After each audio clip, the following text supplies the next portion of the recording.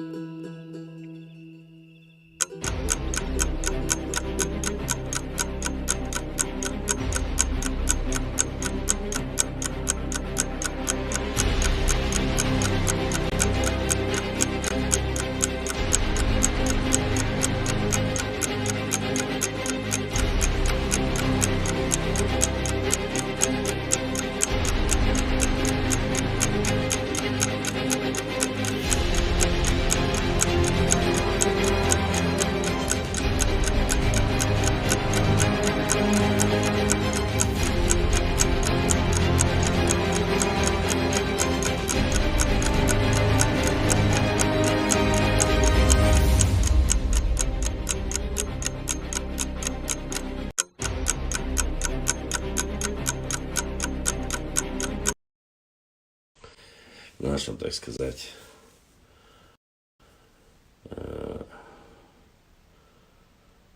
отечестве, за пределами его, вот, по мере возможности. Директ, конечно же, заполнен трагическими событиями соседнего региона. Да, Гешдальцуна, да, Эвертон Пайдянюэды. Это, конечно, очень трагично для всего нашего в историческом плане народа, вот, и современного для соседнего региона. Вот. Думаю, что, надеюсь, что следствие разберется в этом плане. Никто не может злорадствовать на эту тему. Это многих людей привело в шок, в том числе и меня. Многие старшие, взрослые поколения, которые прислали видео, мне эмоционально были подавлены очень, честно сказать. Я не знаю даже, близость ли это все к судному дню. В любом случае, где бы это ни происходило, будь то наш народ, будь то любой народ на Кавказе, это большая трагедия. С многими обсуждали. Я не знаю, как бы каждый отнесся к этому. Да, Эвертон Пайдян Хуйлиса. Это, конечно, очень сложно и трудно понять и осознать. Это шок. Что касается другого видео, которое попало, не знаю, было на днях Нефтеюганский, кажется, да? Сегодня это было или на этой неделе. Sorry.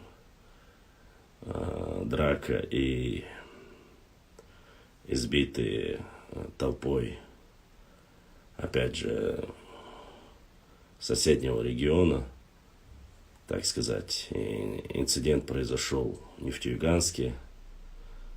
Не знаю, человек, может 10, может 15. Избили двух представителей нашего региона. Видел ответное видео одного из тех, кто являлся инициатором избиением двух представителей Нохчи народа. Как его поймали, тоже, так сказать, ответку дали. Что является конкретно, хотя у меня есть и подписчики с Нефтеюганска, что является причиной, из-за чего произошел инцидент, я не знаю, но факт остается фактом. Все это было среди белого дня. Я не сказал бы, что это происходило именно где-то там на дискотеке, или пьяные были, или наркоши. Нет, видно, что это было днем, инцидент произошел. Почему-то это было на дороге, я не знаю, были ли они на машинах или нет.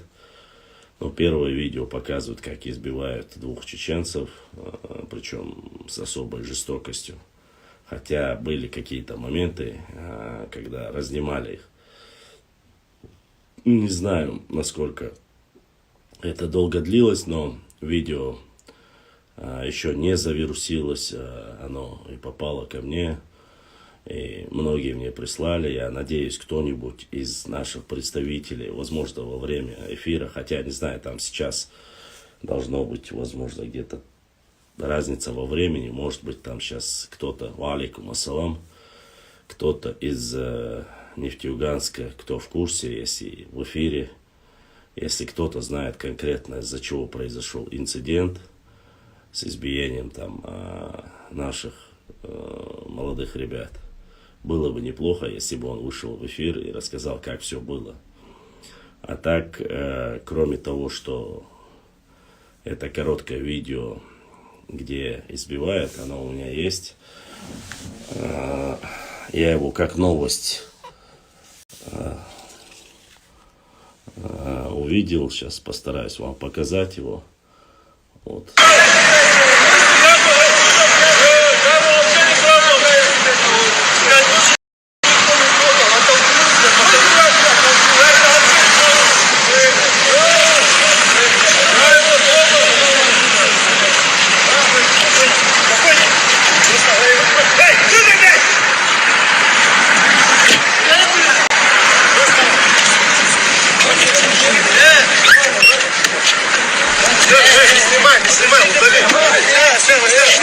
Прекратите драться. Удалите их. Это мои дети. Кто и ваш ребенок? Его у нас будет. Не знаю.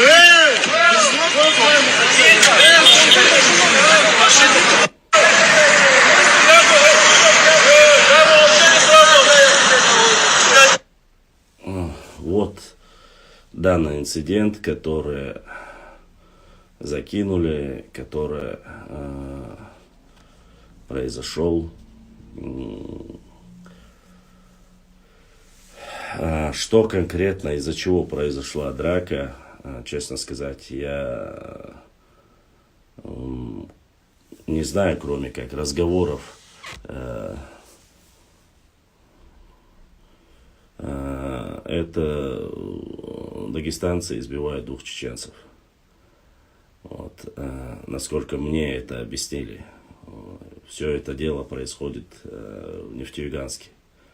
По крайней мере, моя информация именно в таком формате. Вот. И есть обратное видео, но просто-напросто загружать ли его или показывать ли вам. Я не знаю, как отреагирует Инстаграм. Боюсь, что просто-напросто после этого могут ролик заблокировать.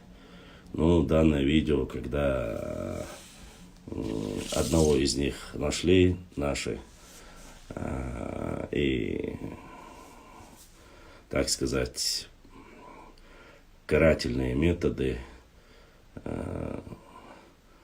в любом случае, я постараюсь коротко показать. Опять же, я не знаю, в чем проблема. Туах, Мавитлаш. Знаешь, что не Туах. Арби мир туах, антюшкин, бет мир туах, бет мир туах. Туах арби ки. Туага. До конца я показывать не буду. Я не знаю, может быть, как отреагирует, поэтому если есть кто-то, опять же повторюсь, Нефтеюганска, в чем была вообще причина инцидента, если расскажут, было ли это причиной каких-то непонятных разборок или кто-то на машине подрезал, я не знаю. В любом случае узнать информацию было бы неплохо, потому что из-за аварии началось. Вот видите, информация появляется у нас просто здесь на первом ролике, вот на этом ролике, я не знаю просто-напросто, вот видите, здесь не видно, авария или нет, не видно просто-напросто.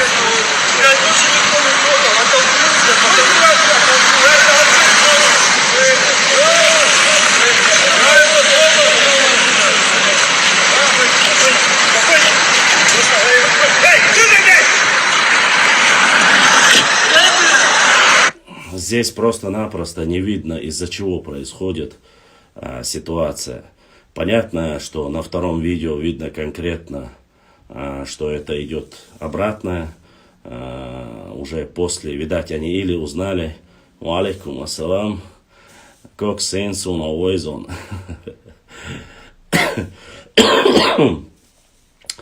Мама дами, название будет здесь, кокс эла, жесткий эла. Но что-нибудь надо придумать тебе с лейблом твоим. Название нужно улучшить каким-то образом. А то люди, мало ли, аббревиатуру твоего названия могут и не узнать. Вот. Второе видео, которое мне прислали, то непонятно что, да как. Вот известно, успешно парня нашего избили просто так на глазах. Там надо было что-то сделать. Руслан, еще раз тебе говорю, ответное видео есть, я просто его даже не до конца показал. Дело в том, что просто-напросто, когда мне прислали сначала вот это видео, я не знаю, то, что прислали, то, что показывали. Они точно знают, что это.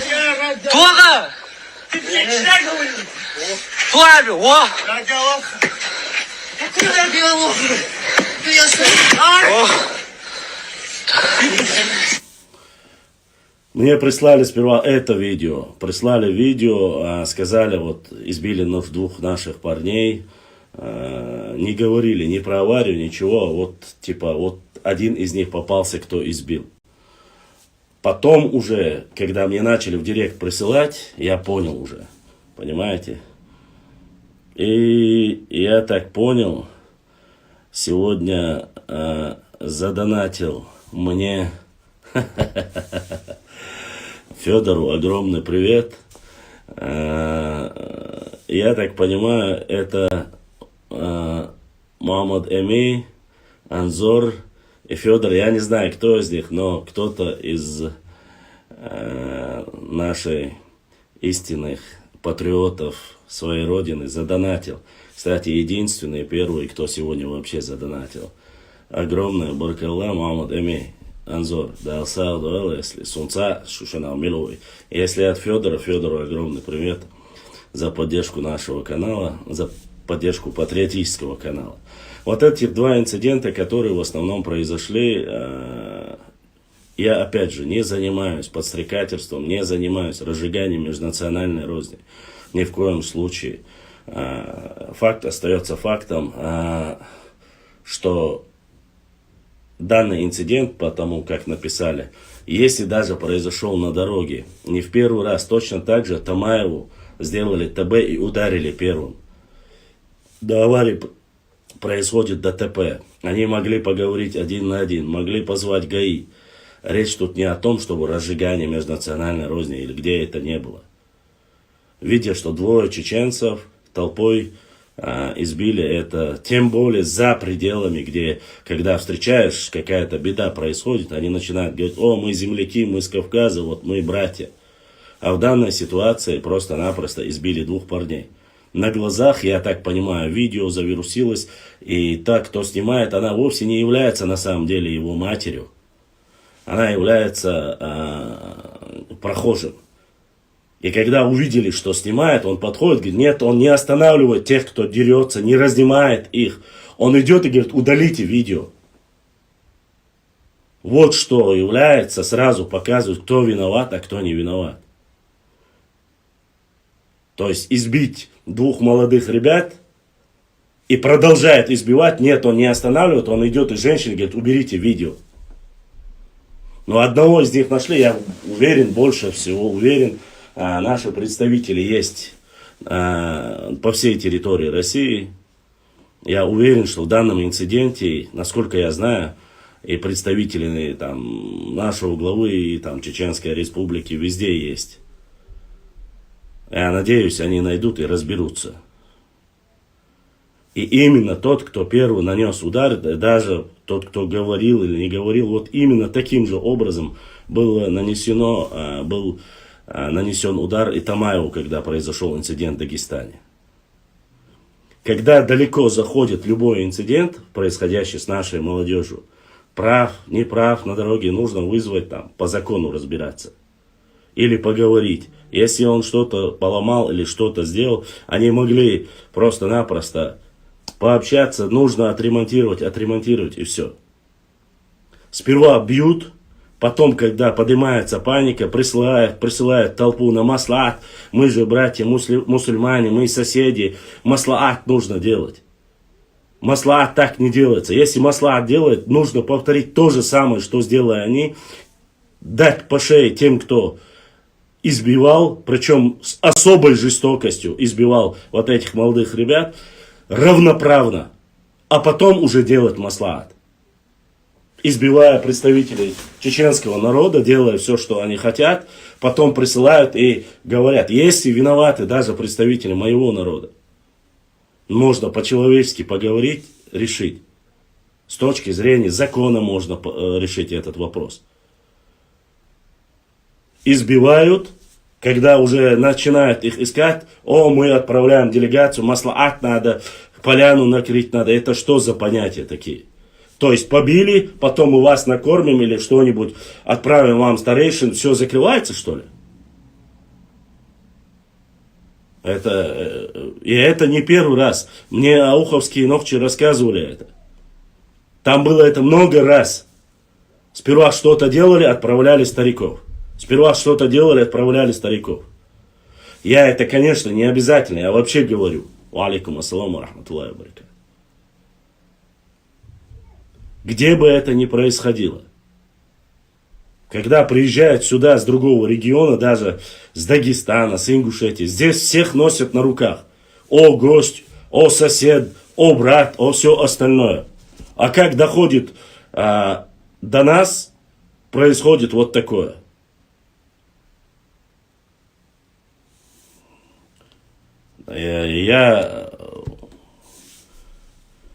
Если мы говорим в рамках законодательства, все должно быть в рамках закона. ДТП, пригласите сотрудников, решите вопрос. Если решают, как на Кавказе это делают брат с братом, вот, все, молодыми, красавчик. Если как разбираются, как они говорят там, мы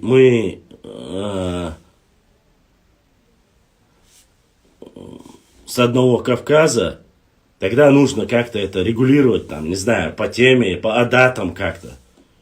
Ничего, отремонтируем, виновного найдем. В этот случай нужно искать маслаат. Сперва избить, сделать все, что они хотят, а потом уже говорить это что. С каких это пор вы увидели в нашем народе слабость? В их благородстве? В послушании своих старших? Нет, Заур, я рассказываю, мне ауховские молодые ребята, там происходили часто эти инциденты. Вот как раз таки там были они, в основном там, на межнациональной в основном. Начиналось бытовух и заканчивалось на межнациональном. Раньше это было, я говорю, не сейчас. Они говорят, сперва подерутся, и толпой отправляли всегда на маслаат стариков. И наши многие говорят, это уладили. И были те, которые маслаатан бях чуматуи, даяри токузарош. И после этого, когда перестали делать маслаат, сперва давали такой же отпор, как принимали те виновники инцидента, они перестали уже это происходить. В данной ситуации вообще не на Кавказе, я, если правильно понял, это на севере России, Нефтеюганске. Еще раз я говорю, точно мы не занимаемся разжиганием межнациональной розни. Мы говорим, что инцидент произошел между молодыми ребятами. Оба являются там, двое представителей Чеченской Республики. И, насколько я понимаю, остальные все представители с Дагестана. Я даже не могу сказать, к какой национальности они относятся, чтобы не врать. И доброту или понятие адатов, братских каких-то соседских отношений, я чувствую, уже начали некоторые принимать за слабость. Вот. Поэтому надо с такими вопросами, я честно сказать, мне прислали, несколько человек прислали это видео и то, что трагическое событие, которое произошло в соседнем регионе, вот эти два видео, которые прислали. Причем вперемешку.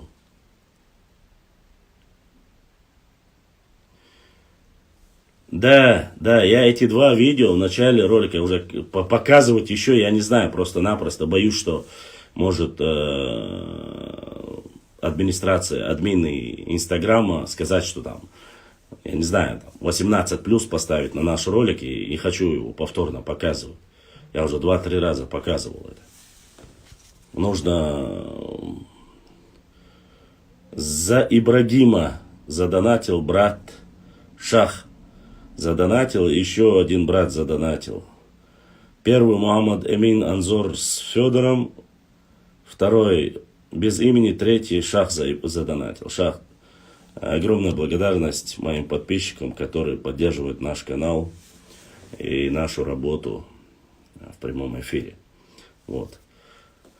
Поэтому прошу еще раз тех людей, которые присылают информацию, где бы что бы ни произошло, касающуюся нашего народа, поясняйте или постарайтесь, там, это было здесь-то, здесь-то, вот так-то, так-то происходило.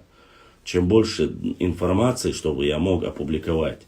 Данную ситуацию я публиковать не стал, поскольку, насколько я знаю, в этих вирусных и рекламных сайтах уже опубликовали данное видео. Ну, по крайней мере, фотографию я видел, что там произошел этот инцидент.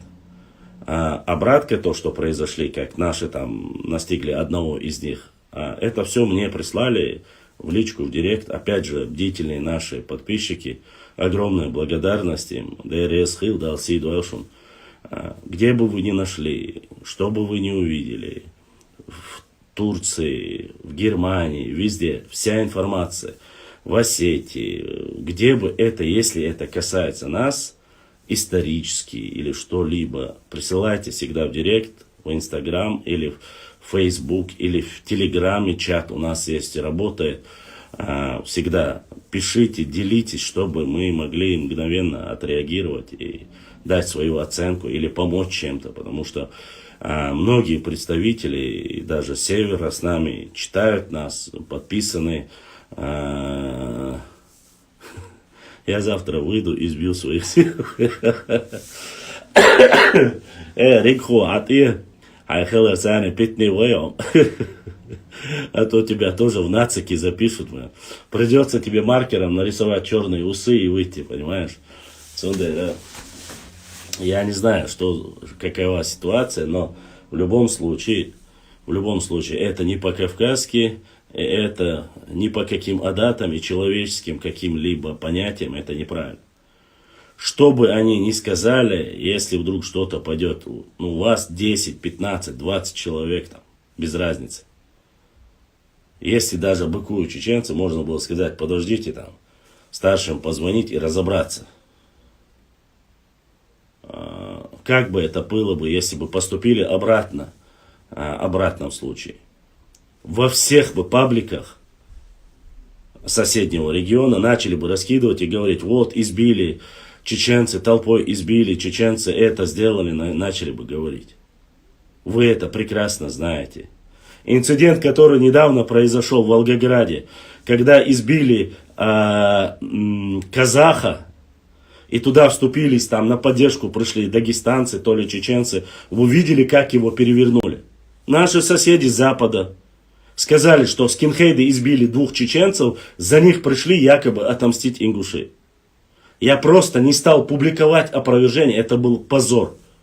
Вообще там не касалось этих чеченцев. Официальные новости, посмотрите. Избили 2 казахов, к ним на поддержку пришли чеченцы, дагестанцы. И этот инцидент был не в Туапсе, а в Волгограде. Соседние паблики просто-напросто, у меня есть эти паблики, вы можете перепроверить, закинули, что избивали, оказывается, скинхеды 2 чеченцев.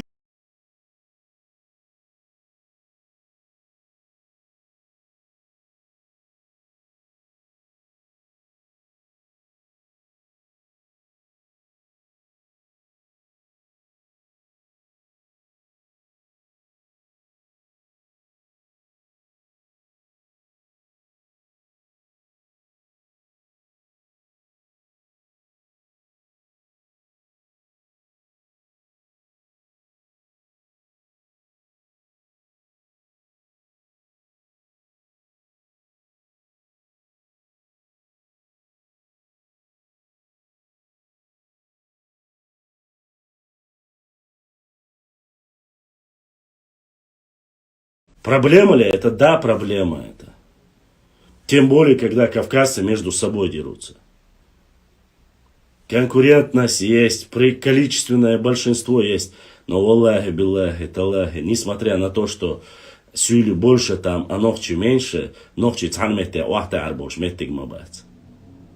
И вот это на самом деле уже надоедает немножко, когда к тебе нормальные взрослые приходят, наши более старшее поколение говорят, все, ишкетта, а они борзеют. Если так много адреналина, вот так хочется показать, ну надо идти туда. В армию пойдите, на передовую пойдите. И там покажите свою смелость. Там толпы нету. Там это не поможет.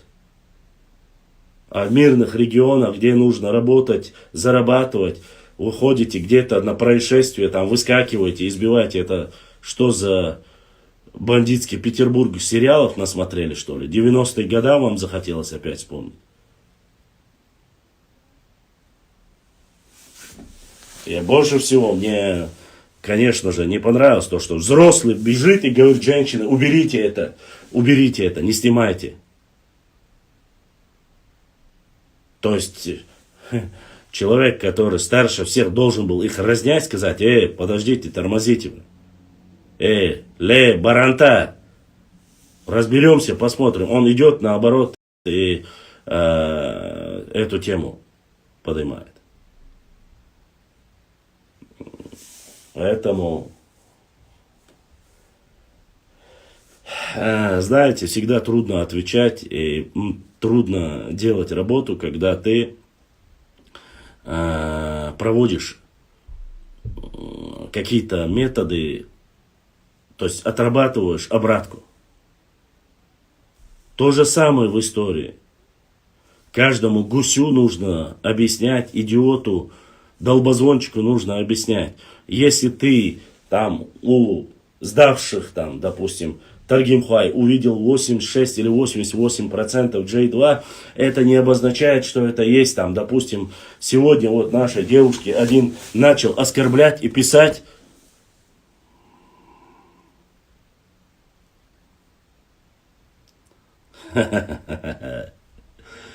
Да, брат Анзор. Красавчик. Старый доктор, это вообще хороший доктор. Так держать без злой. И как раз таки, когда происходят данные инциденты, прислали наши девушки, и она меня спрашивает в директ. Девушки прислали, утверждают и говорят о чистоте крови. Вот, мол, вы кто такие, вы грязнокровки и так далее и тому подобное. Но вы определитесь, если Нохчмаххуай, чисто Нохчмаххуай сдадут ДНК, только до нохчмаххоевцев, я говорю, у них 98 или 99% будет у всех J2. И что с этого? Но Но Нохч Махквай, это весь Нохчи, это не состоит из Нохч Махквай. У нас есть Нохч Махквай, у нас есть Чеберлвай и так далее и тому подобное. 9 варов, димто или тухумы, как вы любите говорить. И 10 тейпов, которые не входят в тухумы, которые сами большие. И наши ведущие гаплогруппы с учетом того, что в Чеченской Республике даже 30% не сделали ДНК-тестов. 30% не сдали. Среди 1 600 000 населения. И там показало, что из этих 30%, 56% J2 только. Но у нас есть J2 и произвольная J1 есть, J2 есть, L3 есть и Q1 есть. Ваш любимый, когда ему начинаем, говорит, Сулумбек Сагапшинский. Он не J2. Гандалоевцы не J2. Вы, когда начинаете говорить об обреках, говорите, Сулумбек Сагапшинский является чистым ингушом, вы говорите. Примерно я вам... Но, с другой стороны, когда вы говорите о ДНК, вы говорите, что чистокровный это только J2. Тогда получается Сулумбек Сагапшинский L3. Он такой же L3, как в основном чеченские тейпы составляют. Большинство L3 находится среди чеченских тейпов. Вы должны это понимать. Когда вы говорите о чистоте, вы говорите J2. Когда начинают об обреках говорить, или там остальных, там Мушхой, когда нужно говорить там Ван Гандалой, они L3 в основном. Не все, конечно. В основном L3. И что из такого? То есть, если L3, если J1, если у вас есть Q, а там должны быть, потому что там есть Шуаной вроде бы, что они там в этой области, и Q у вас есть, вот эти 3 автоматически получаются нечистые ингуши, так что ли? Поэтому я надеюсь, человек, который написал нашей сестре о чистоте крови, пускай этот баран узнает о ДНК-проекте получше, по крайней мере, посмотрит Клесова, посмотрит, тогда он поймет, кто есть кто и как это происходит. Еще раз повторюсь, в Чеченской Республике даже 30% не сдали ДНК. 30% населения не сделали ДНК-тестов. 30% никто не сделал. Понимаете?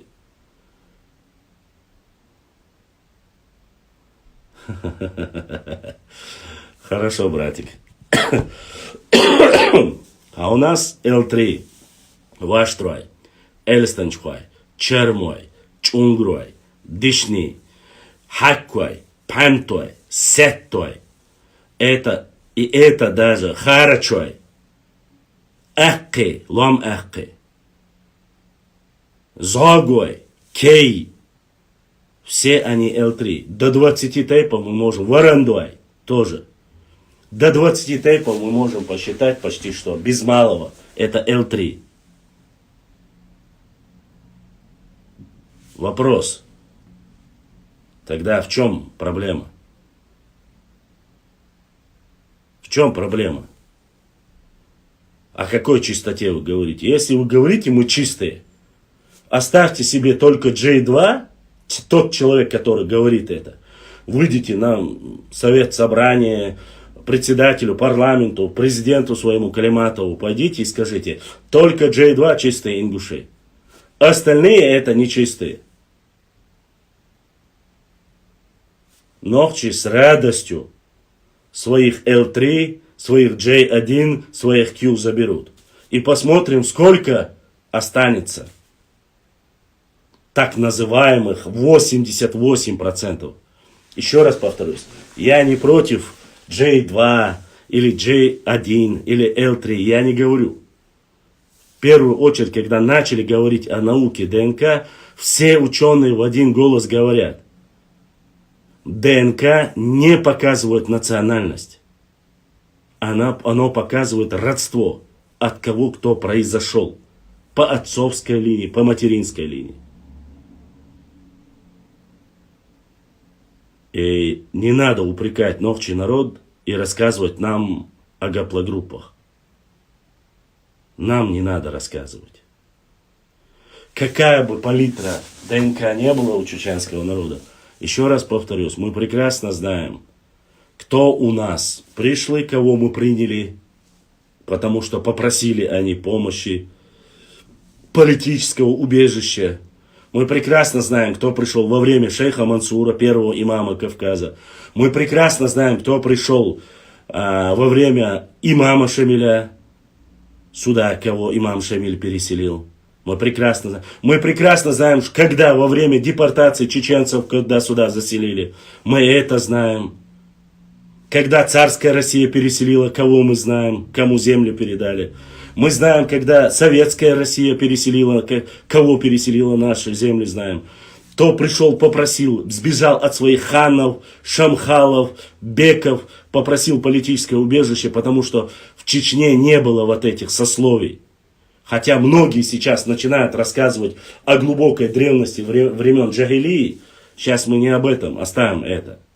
Но с этими людьми тоже. Но в основном было равноправие.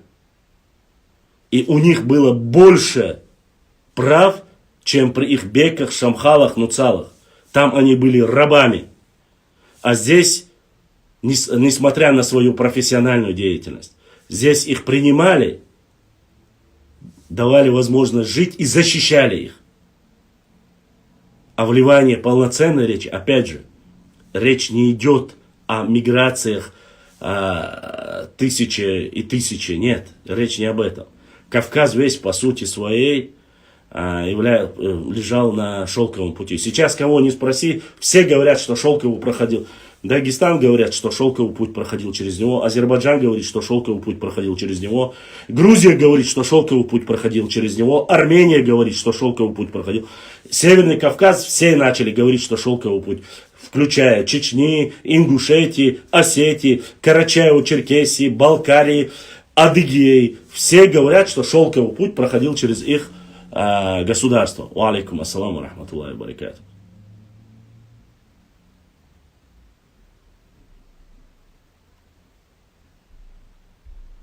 Вот.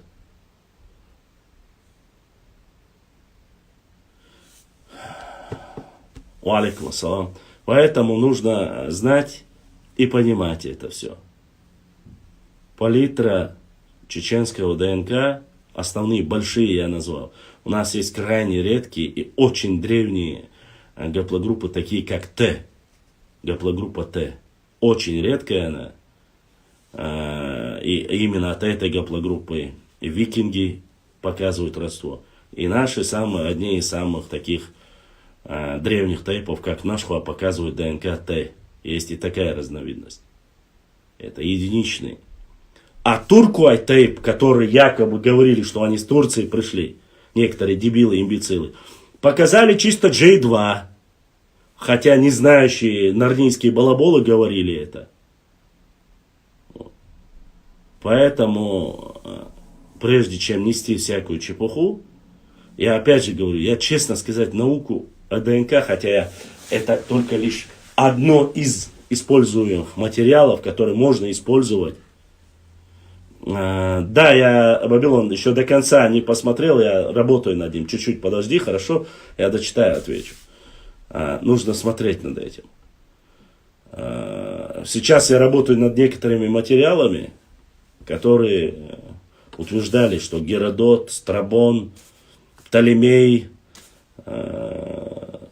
Софокл, Плиний говорили и рассказывали, что якобы они знают кавказские народы и так далее. Но однако всех перечисленных греческих или римских философов, правителей, которые жили до Рождества Христова и знать не могли о некоторых тейпах и обществах, потому что в то время даже они не откололись от единой навчийской ветки. Они, конечно, могут сегодня рассказывать и говорить, что лично сам Страбон рассказывал, или кто там, Птолемей, Геродот рассказывал в истории, оказывается. Ни Геродот, ни Птолемей, ни один из греческих перечисленных философов, историков никогда не был на Кавказе. Никогда. И нету этому никакого доказательства. Карты, нарисованные ими, могли быть только в основном написаны по каким-то рассказам, по мифам. Ну, тот, кто знает историю Древней Греции, посмотрите.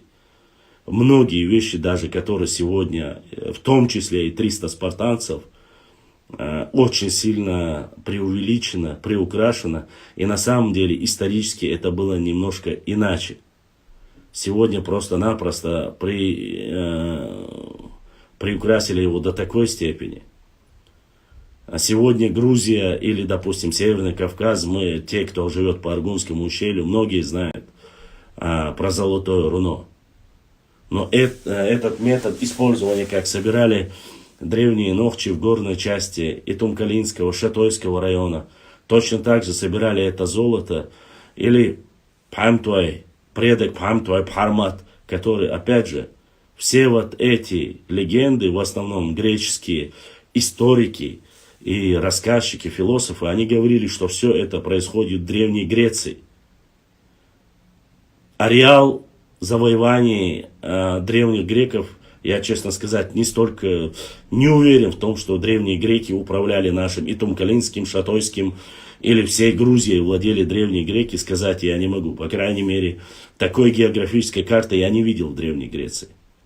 Я нисколько не умиляю работу греков, римлян. Я знаю, что это великие империи. Я знаю, что они до Рождества Христова, тысячи лет там ранее, их культура, их философия была одной из сильнейших. Тот, кто занимается историей, знает это. Никто не осуждает и не спорит насчет этого.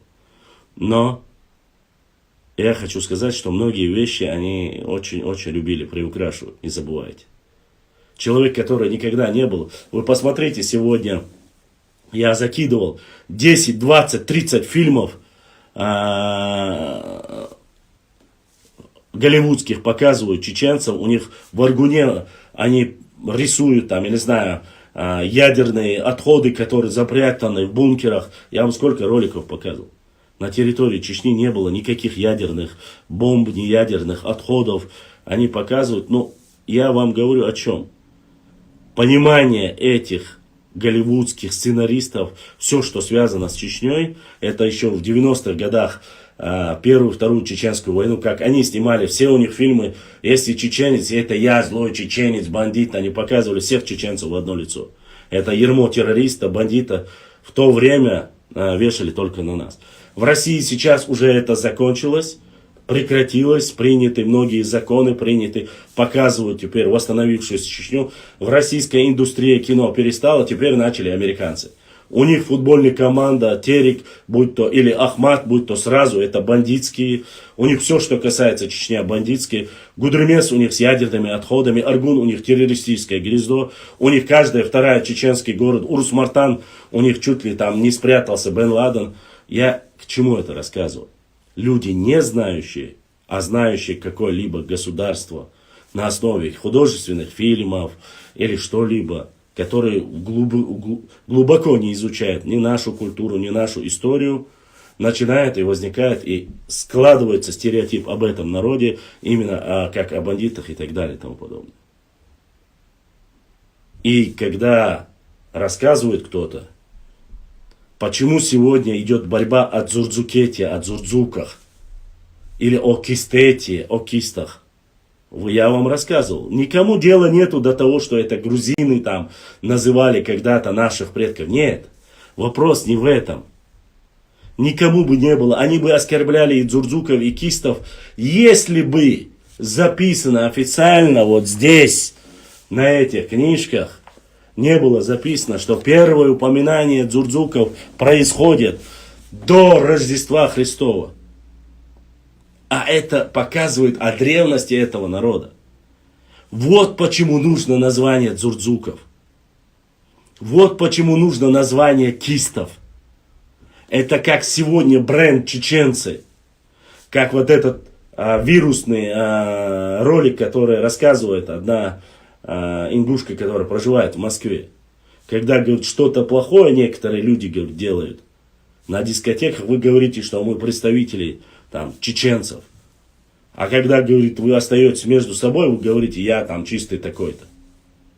И много таких роликов у меня было в эфире, я вам показывал, когда в Москве ходили на стрелку, называли имя чеченцы, говорили чеченцы. В Европе, когда сдавались армяне, грузины, индуши, кабардинцы, многие азербайджанцы, когда сдавались в Европе, говорили, мы жители Грозного, мы чеченцы, чтобы во время Первой Чеченской, Второй Чеченской, и сдавались туда, получили политическое убежище. Некоторые умудрялись, даже делали сперва прописку в городе Грозном, левую, чтобы только там приняли. Разве этого не было? Было. Это все было. И все это знают. Это было.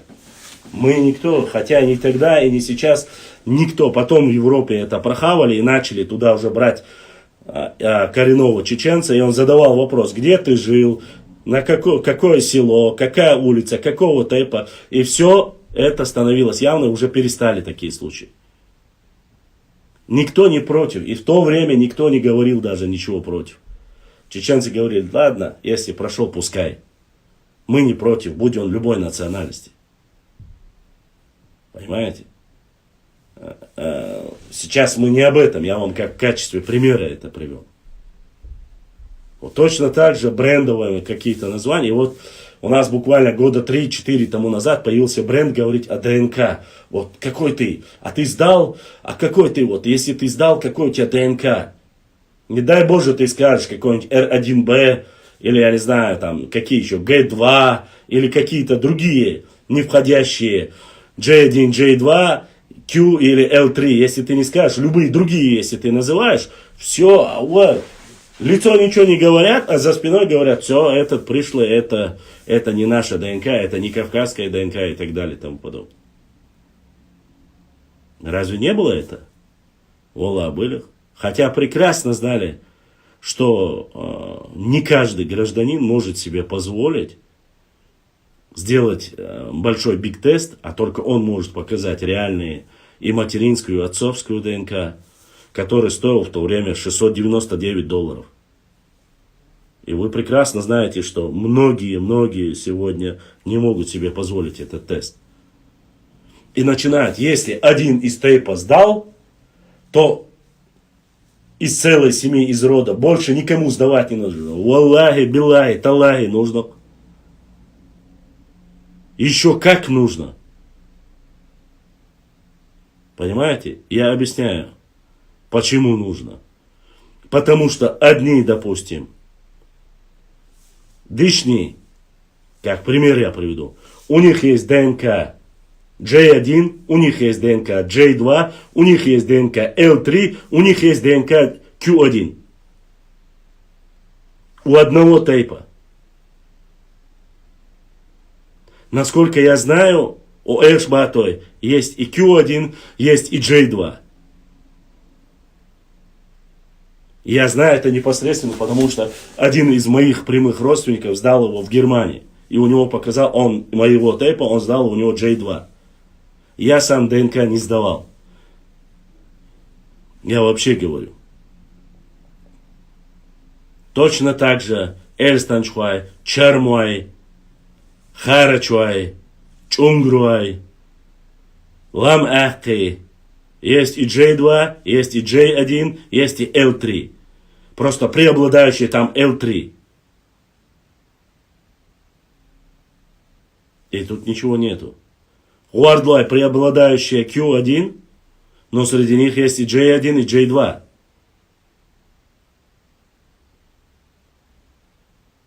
Вот о чем речь идет.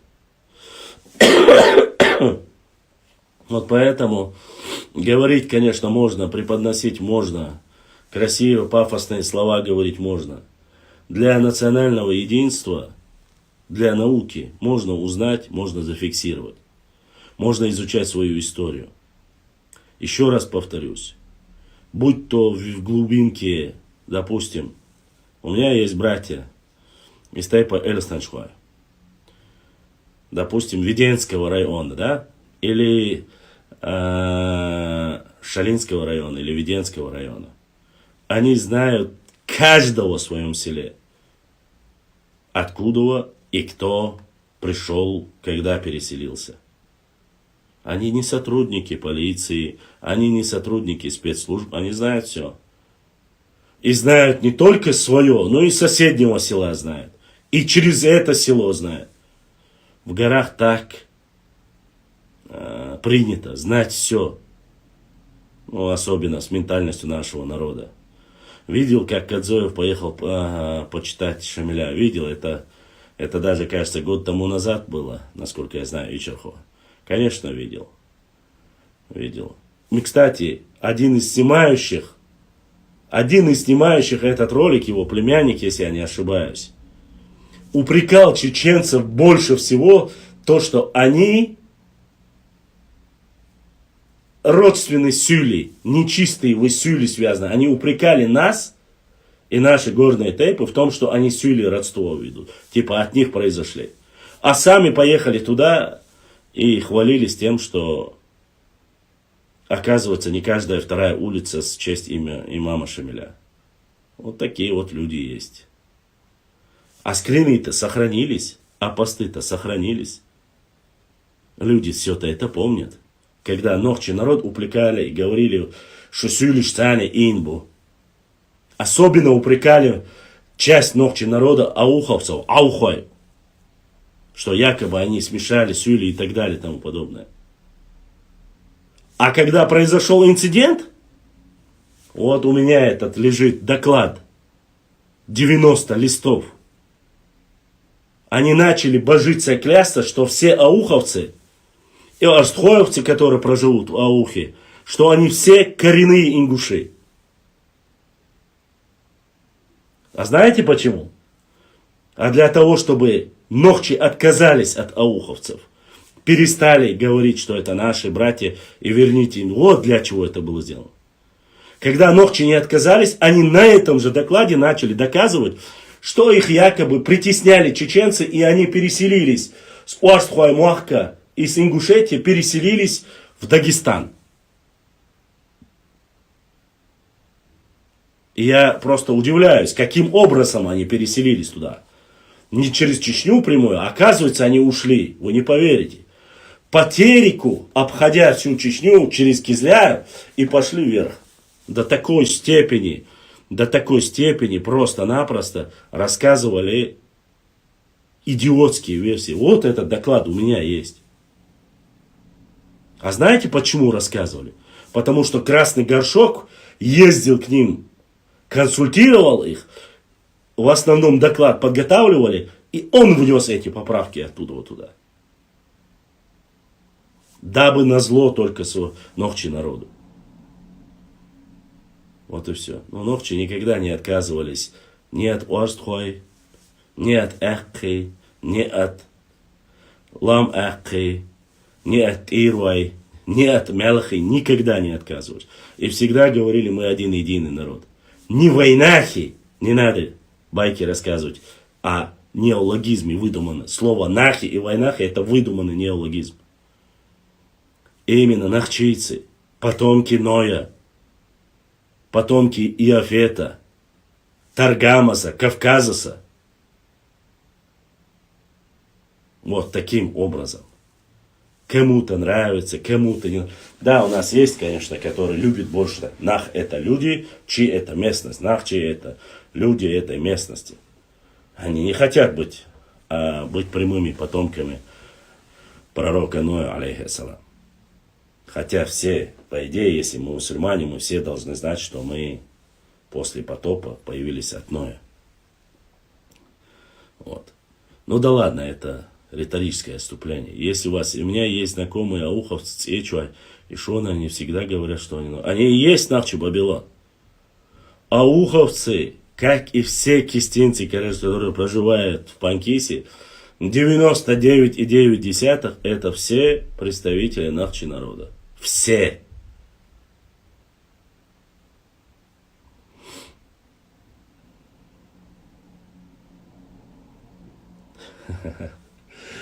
Ты скажи мне, откуда он? Я всегда согласен. Я всегда согласен. Но только на прямой эфир Горец 6 единиц рядом с тобой сидит. Пускай он мне расскажет, где его историческая родина, свою фамилию, и докажет мне, что он говорит на отдельном языке, с отдельной культурой, и когда отдельно вообще Тухом Мелхи был, со прямой, мои прямые родины, и Чимаев. Это мои прямые дешичуай, они чистые ногчи. И я говорил с 99% Мелхи, и они всегда были, и есть, и остаются ногчи чеченцами. Если он хочет прямой эфир, пускай показывает, отправляет, вот ты знаешь, где камера, Горец, он же рядом с тобой сидит, пускай мне расскажет об отдельности его народа, в прямом эфире показывая свое лицо всем, расскажет, если Мелхи отдельный народ, в чем заключается вот их отдельность. Когда они вступили в союз, каким образом Мелхи всю жизнь есть и остаются географически, территориально в составе Чечни, как они попали туда, какое у них было отдельное государство, на каком языке они говорили, какие отдельные культурные ценности у них есть, которых нет у остальных чеченцев. Гилк далеи, адат далеи, дин далеи. Пускай расскажет. То есть говорит, что он не чеченец. Хотел с тобой прямой эфир. Вот камеру, вот видишь, ты же в Инстаграм сидишь, Горец. Камеру с плюсиком нажми, зайди. Никаких проблем нет, мы поговорим с тобой. Отправляй запрос. Я жду.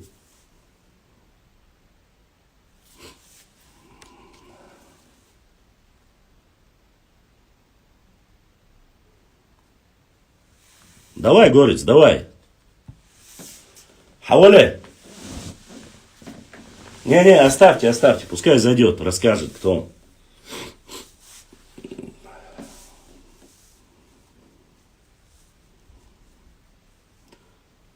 Вот я хочу сейчас вот как раз таки посмотреть.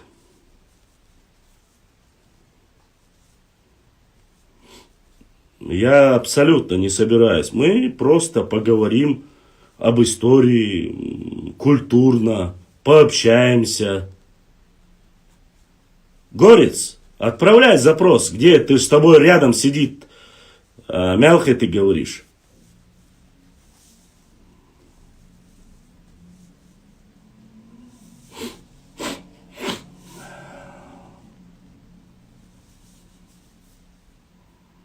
Все ждут.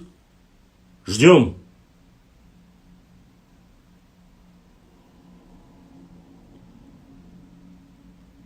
Ибраим, сколько в Ютубе человек?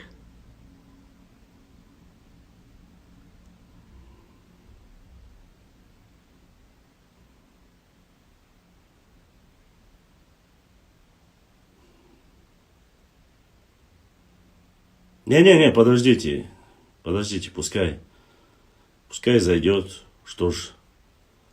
Только, надеюсь, не будет отмазок, я не могу тебе набрать, соединиться к тебе, отправить запрос. Чтобы этого не было, любой человек, отправьте мне запрос в прямом эфире. Покажите, что можно со мной соединиться. Любой человек другой.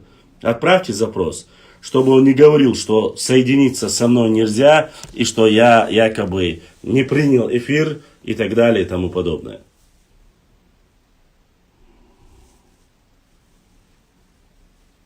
Это камера с плюсиком. Если у вас, вы через Инстаграм смотрите, отправьте, пожалуйста, запрос ко мне.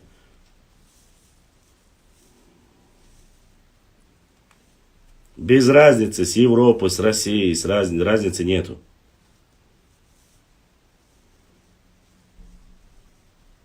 Только культурное общение, без всякого мата, без всякого оскорбления. Никогда не было у меня такого.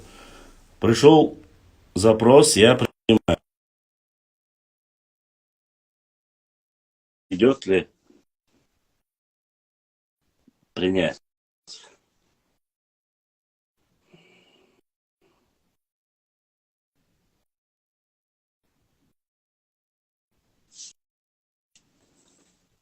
Я вроде бы... Ама, ты отправил запрос?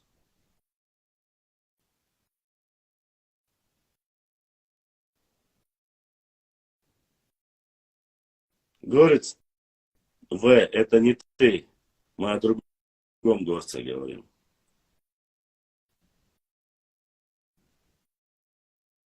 Кто-нибудь напишите этому горцу единички еще в конце, чтобы он вышел в эфир. Он же вроде бы говорил, что в эфир хочет.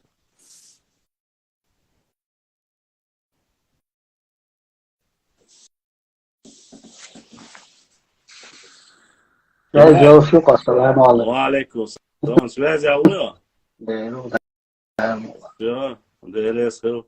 Для проверочных мы запустили, все, баркала. Давай, братишка. Давай. Как видите, человек, который смотрит нас через Инстаграм, отправил запрос, мы приняли. Другим не нужно больше запросы отправлять. Ждем героя, который вроде бы обещал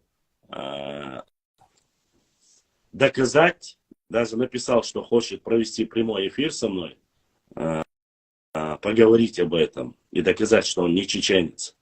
Я жду этого человека. Где ты? Отправь запрос.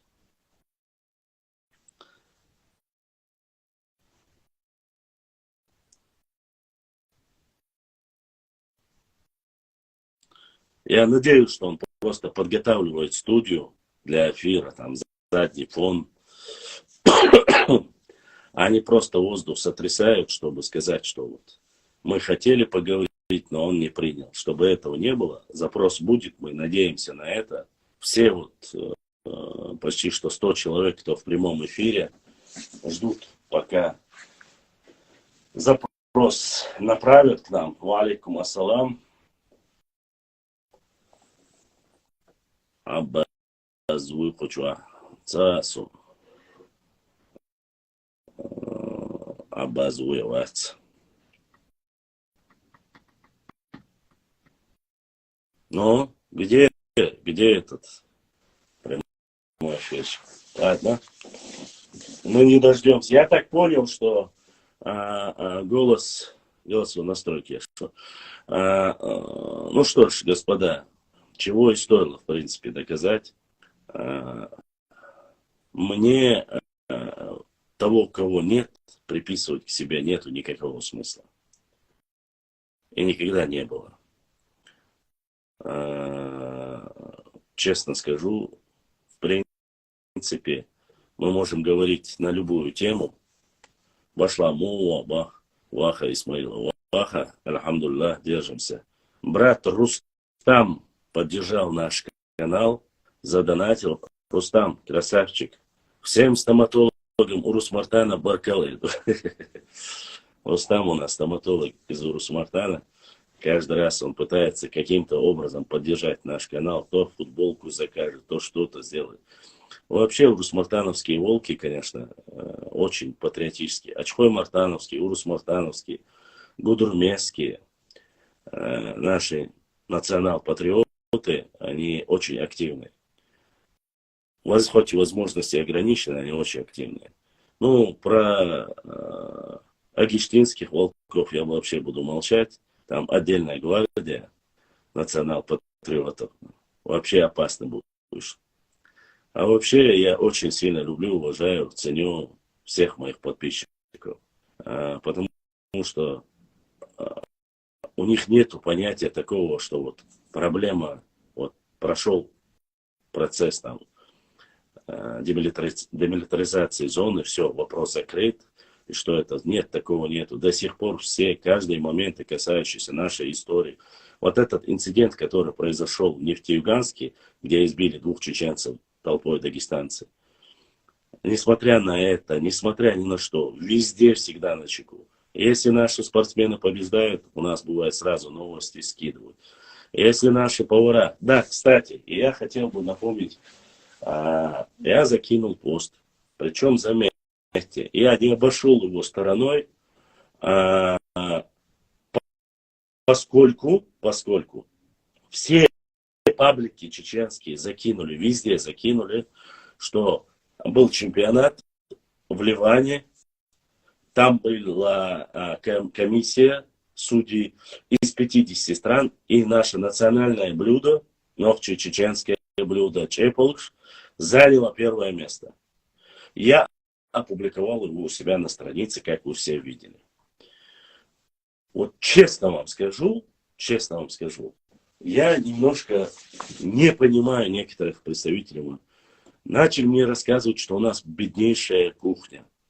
Как это так 50 стран не могли завоевать? Вы не представляете, какие там у других культур есть пищевые разнообразности, блюда и так далее. Вот настолько критическое мышление. Вот у нас простые блюда. Да что бы это ни было. Простые это блюда. Люди другие национальности, даже если они скопировали или своровали у соседей, или уменьшили, или убольшили блюдо и назвали его по-другому, добавляя национальную приставку, слово «национальная наша кухня», они везде это распространяют. Везде. Наши поехали, победили танцами, национальное блюдо, чеченское, нохчи, национальное блюдо, чепок, заняло среди первых, вот среди 50 стран мира занял первое место. Хорошая новость. Я поясню почему.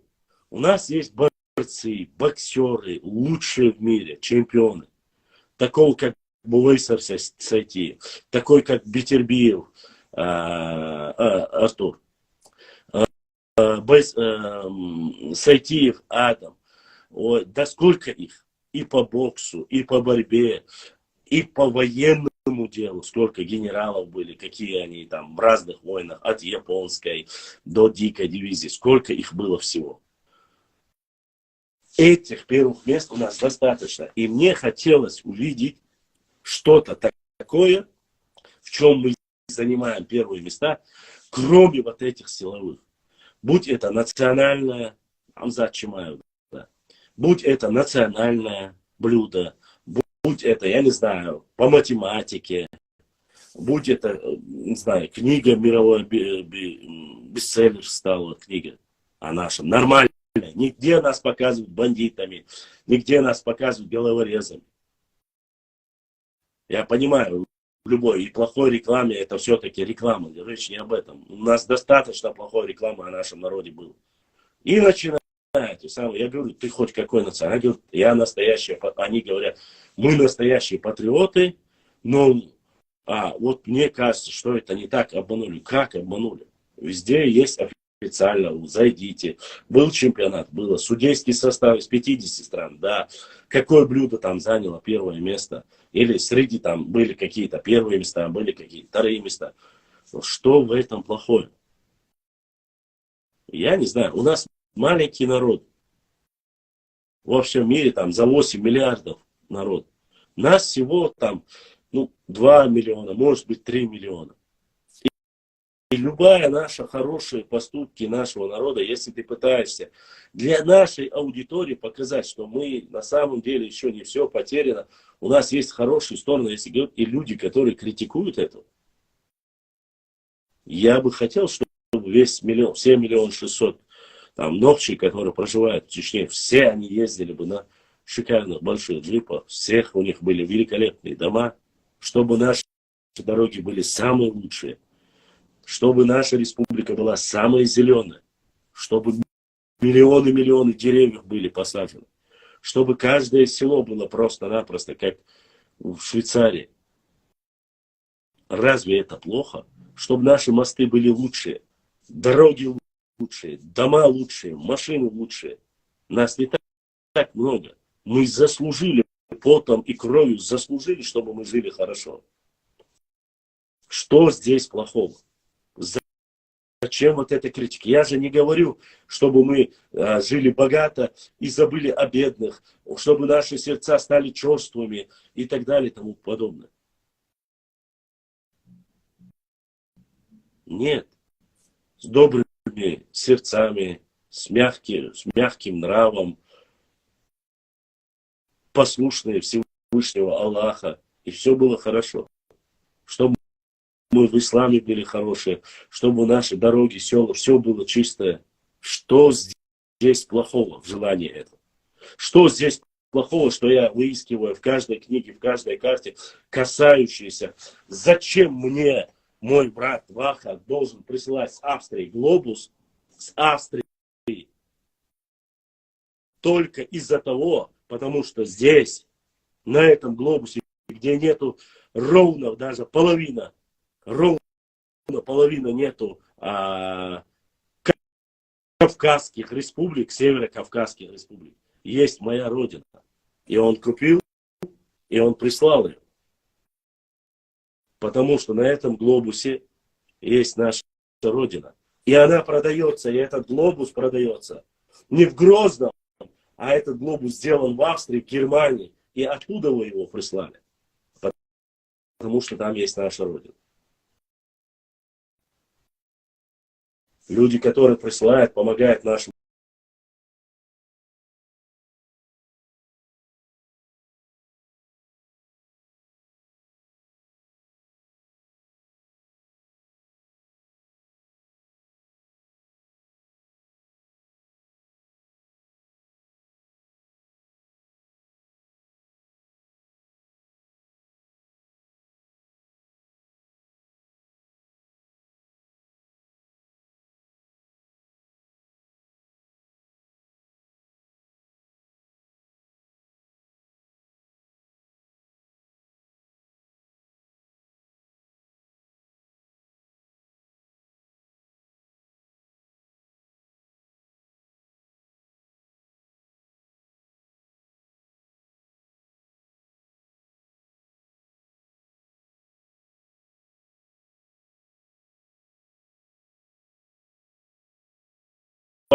В союзничество и помогали им, понятия не имеют.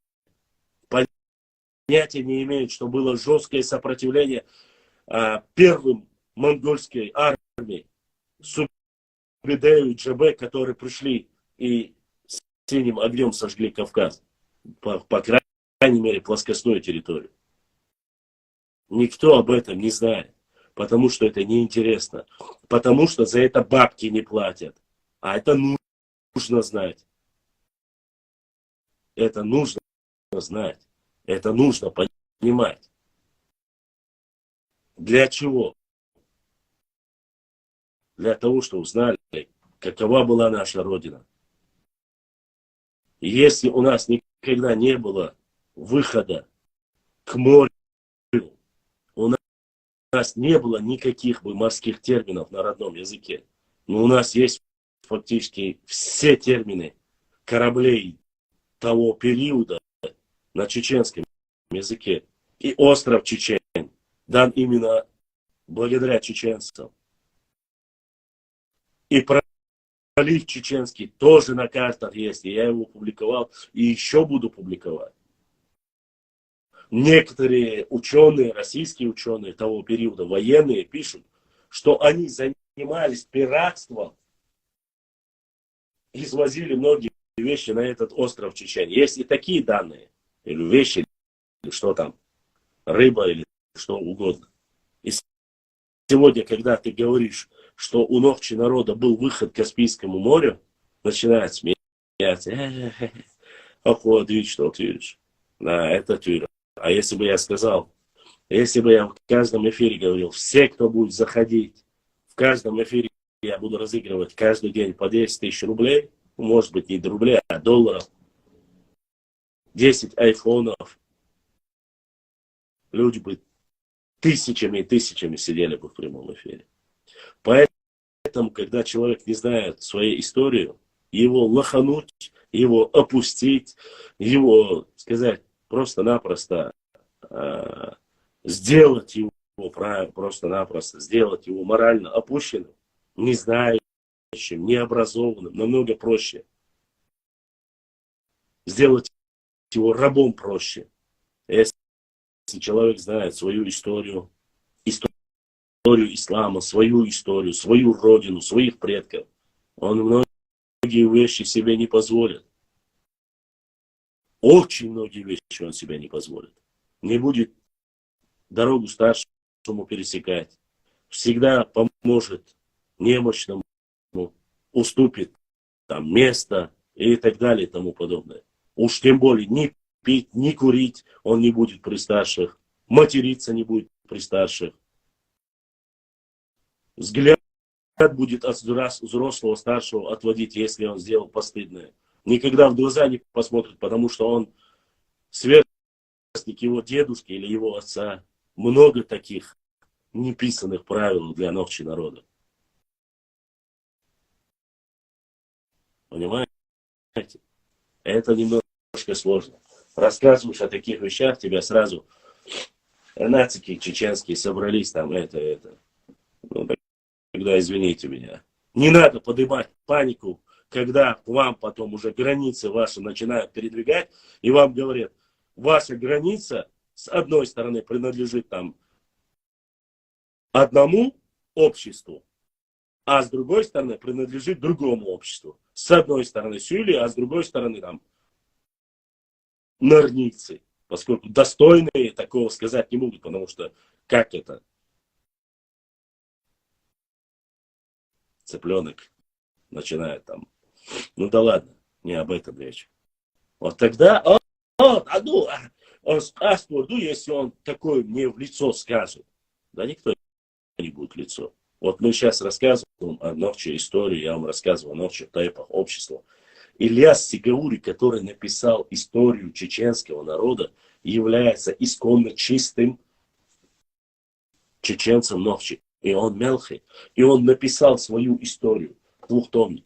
А человек под ником Горец 6-7 единиц заходит и говорит, рядом со мной сидит мелхий, и он говорит, что он не чеченец.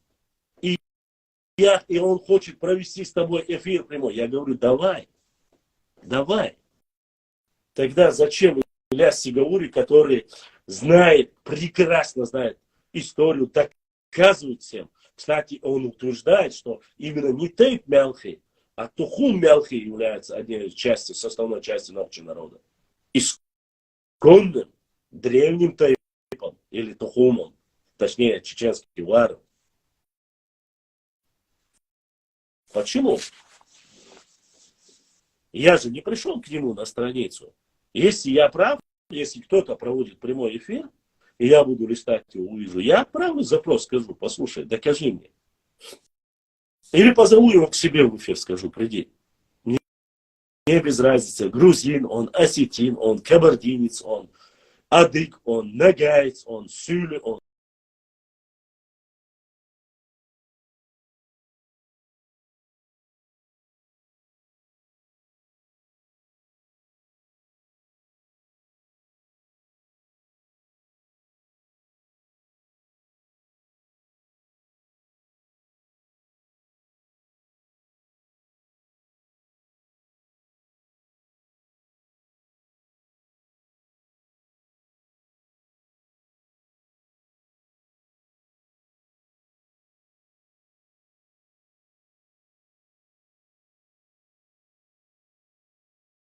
Насколько он прав или нет. Вот. Поэтому, я не знаю, с любым нормальным человеком, который находит общий язык, мы готовы говорить. С любым. Сам я по другим эфирам не хожу, но я готов с любым человеком, я говорю. Отправляйте запрос. Для любого человека главное не материться. Не обсуждать отцовские, материнские или каких-либо наших предков интимные места. Да, любители, обычно норницы, очень сильно любят обсуждать материнские, отцовские интимные места, а не говорить ни о культуре, ни об истории, ни о лингвистике. Вот такие вот слабости у этих людей. Я не знаю. А потом мне рассказывают о великом культурном своем воспитании, что они такие эзды. Остальные совсем не эзды. Я не матерюсь. В 2018 году я всех приглашаю, говорю, давайте аргументированно говорить. Пожалуйста. Но не на вашей площадке, а на моей площадке. Пускай все ваши подписчики, любой человек, который заходит ко мне в эфир и делает со мной эфир, все видят эфир со мной. Они могут точно так же зайти в эфир и писать поддержку своего. Но мне не нравится, когда заходят в эфир, начинают там материться и говорят, и рассказывают мне, а вот почему, видишь, твои оскорбляют наш народ. Нет, мы не простим. Подожди. Ты зашел ко мне в эфир. Оставь остальных. Задавай вопросы конкретно ко мне. Если у тебя есть. Не матерись, не оскорбляй. Тебе не важна, какая у меня внешность. Меня такое Всевышний создал. Это тебе дела нету до меня. Задавай вопросы конкретно. Вот ты говоришь лучше, чище, что я рассказываю недостоверную историю. Расскажи достоверную историю. И выдержит ли твоя история критики, анализа, проверки. Если выдержит, я скажу, все, твоя история достоверная. Ты можешь привести факты, и мне нечего тебе апеллировать. Все, ты выиграл. Красавчик. Но прошу не путать. Когда я пригласил Абдул-Насера, да, Абдул-Кадырова, Кумыка, он там мне рассказывал чуть ли, что они все до Грозного земли были кумыков, что там должны были платить ему чеченцы, должны за последние 200 лет платить там дань и так далее и тому подобное. Я слушал его не из-за того, что он профессионально знал историю. Нет. Я слушал его, потому что он был мой гость. И он был старше. Этикета придерживался. Но опять же, ни один факт, который он привел, не был подтвержден документально. Он говорил, что Ташу Хаджи является кумыком, но он не смог доказать этого. Он говорил, что Очар Хаджи является кумыком, он не смог этого доказать. А я мог показать и прямых потомков, и привести доказательную базу. Что касается Ташу Хаджи, там еще мы опубликуем. Кстати, после его эфира ко мне на связь вышли каратлинцы, и они, показывая портреты, сказали, что ни один из этих портретов не принадлежит Ташу Хаджи. И это не принадлежит ему. Что эта фотография принадлежит их предку, прадеду, который рассказывал об исламе. Он входил в имамат Шамиля, и что он не чеченец, но он здесь был мулой, и его был авторитетным человеком в государстве имама Шамиля. И он не Ташу Хаджи. Достоверной ни одной картины, сделанной, подписанной и сказанной, что это Ташу Хаджи, нет. Ни одной. Вот. А говорили, что якобы в Иордании или в Турции есть потомки Ташу Хаджи, и что они говорят, что они кумыки, опять же, доказательств этому никто не смог привести. Я не против, мне без разницы, какой национальности. Мы разобрались и с Эрбайханом, хотя все корни у него в Чечне, все его предки, которые здесь похоронены, все они как чеченцы похоронены. Когда у него брали интервью, он сказал, что он кумык. И после этого этот человек перестал для меня быть объектом, которого нужно обсуждать или писать его автобиографию. Могу вам пояснить. Да, мне дагестанцы сказали, что в конце, уже на старости лет, что у него кукуха поехал. Но я не буду говорить, что у него поехал. Не дай Аллах, конечно. Я не знаю, поехала, не поехала. Если он сам себя назвал кумыком, все. Никаких претензий к этому человеку нету. Но я искать его, публиковать его, хотя я нашел все его корни, нашел доказательства, где его дедушка, там, дедушкин брат, все они похоронены в Чечне, они с Ножертовского района. Все нашел. Но публиковать, там есть интервью, которые давали его родственники дальние. Когда они переехали в Хасавюртовский район, все было. Но на старости лет, когда одна из ведущих Дагестана, мне этот ролик прислали, задали ей вопросы, спросили, вот соседи говорят, что вы чеченской национальности, а вы какой национальности? Когда сказали, он сказал, я кумык, все. Если он себя считает кумыком, дальше говорить не нужно. Я не буду ни поднимать, ни обсуждать, каким бы он героем ни был. Если он... Почему, я вам поясню.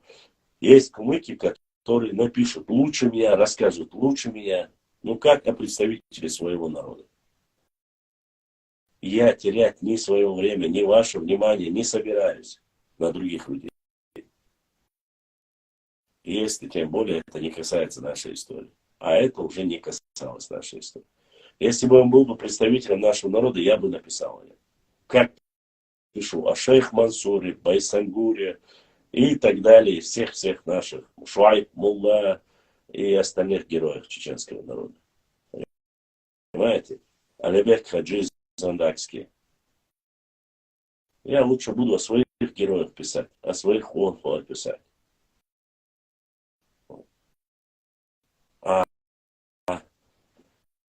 Другого я не знаю.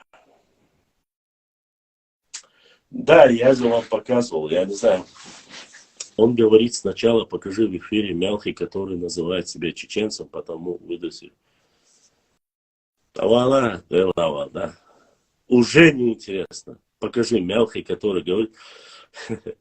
Скажи ему, пускай спустятся мои прямые эфиры и посмотрят здесь Мялхи, которые пишут и говорят, что они чеченцы. И показывают свое лицо. Понимаешь? Для начала не было никаких условий. Вы хотели просто прямого эфира. Когда все начали вам говорить, заходи и расскажи. Пусть он назовет свое родовое село, пусть он назовет свою фамилию. И пусть скажет, где находится исторически, и все время находилась Мялхи-Муахк. Где он находился, пускай скажет. Элементарно простые вопросы. И к какой национальности он относится, тоже скажи. Хорошо, он не чеченец, он не новчий, ты говоришь. Хорошо. Я говорю, те, кто говорил, что они мялхи и чистые чеченцы, у меня в эфирах они есть. Они заходили, мы много проводили с ними дебаты. А пускай он скажет теперь, Горец, ты же в эфире сидишь. Да, сколько вас звали, все ждали, но вы не зашли. Ладно. Аллах знает лучше. Скажи, какой он национальности? Национальность пусть свою назовет. Я даже уже заходить не говорю. С вами-то все ясно.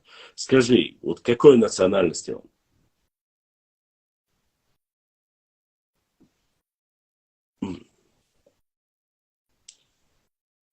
Вот.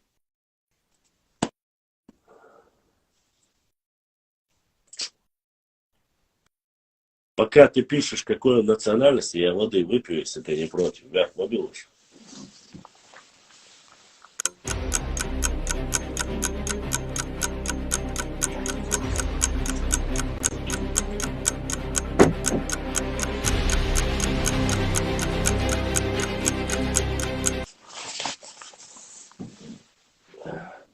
Башлам.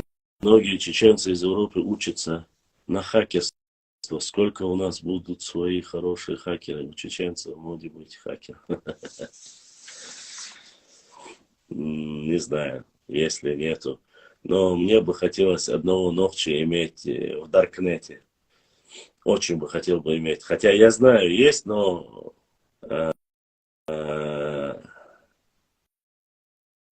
достоверно какого типа он не знаю.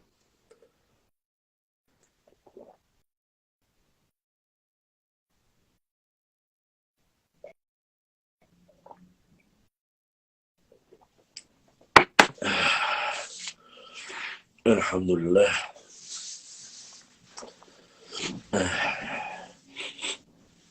Так какой национальности? Написал, ушел ты. Дал, ушел, да? Да, я знаю. Но я же показывал вам. начале эфира, когда я только в эфир зашел, я показывал, у меня есть этот ролик. Произошло это в Нефтеюганске, я не знаю.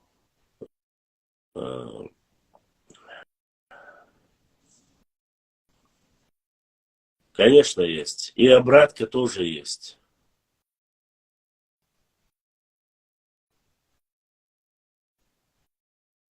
Но многие видели, что я сейчас опять должен загружать и показывать.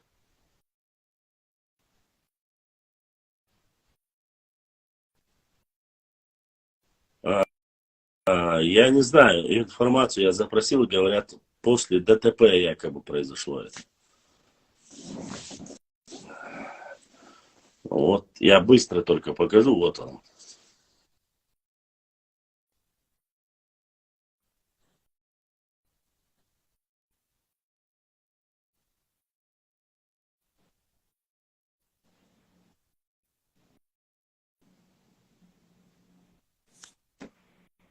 Короче, вот эта ситуация. Здесь конкретно они, их человек, я смотрю, их человек 11 человек. Двое из них Нохчи, остальные представители там, Дагестанской республики. Видать, произошло ДТП, и вот избили они двух чеченцев.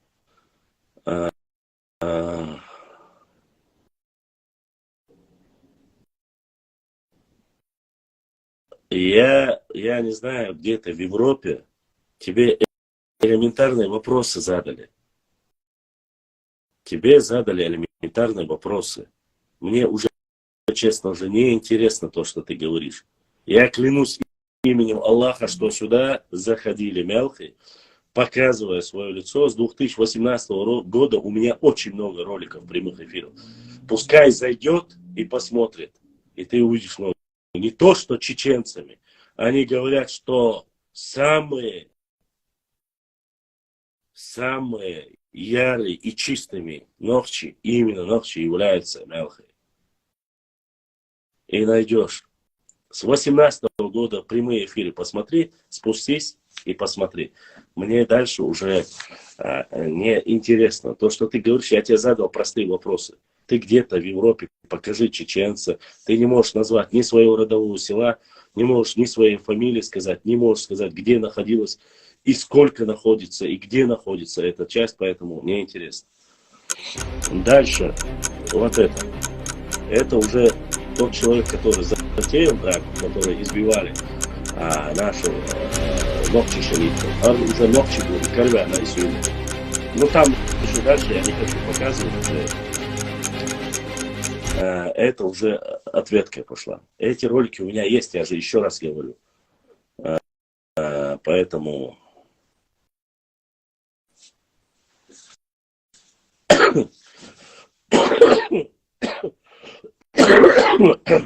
Вавилон.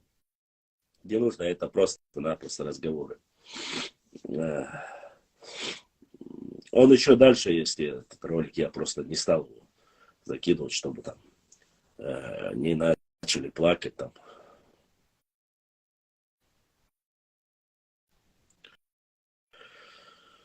Я не спрашивал, из какого ты тейпа. Я спросил, какой национальности ты. Какой национальности ты? Понимаешь? Ни больше, ни меньше. И кто такой Ильяс Сигаури?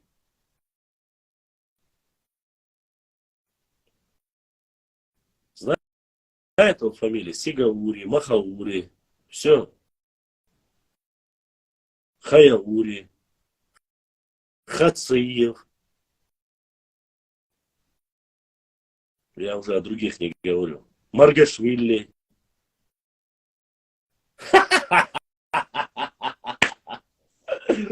Все. Да, национально смелкой. Мегерду. Да, мягкий. Уже несерьезно. Оставь. Ладно. Ассаламу алейкум. Алхи чистый Нохчи. Вахид Хаяури. Вахид Хаяури. Вахид дал си дуэла. Ты не знаешь лучше меня. Ты не знаешь. Понимаешь? Вот именно ты не знаешь лучше меня. Ни ты не знаешь, ни рядом сидящий с тобой горец не знает. Если бы знал, не говорил бы такое. Ладно.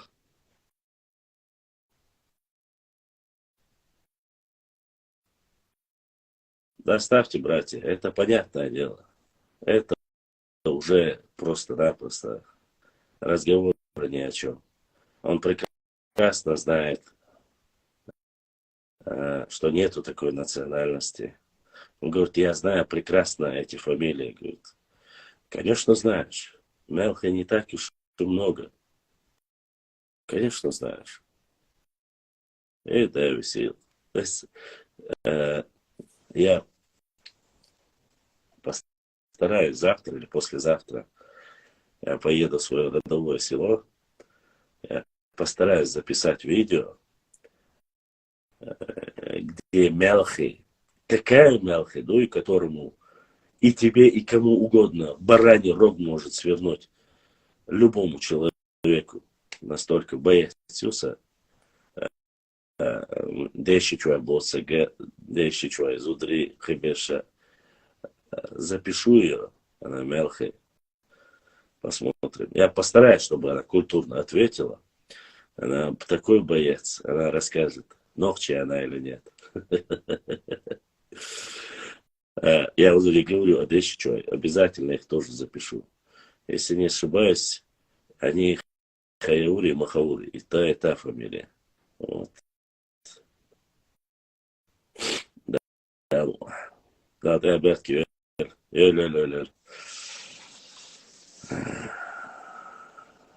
Да нет, это, конечно же, это чушь собачья. Конечно, это выдумки, только не более.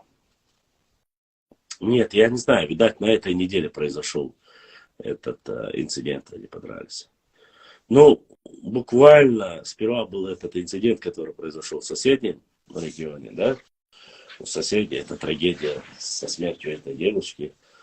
Это, честно сказать, многих людей, очень многих людей выбило из себя, да,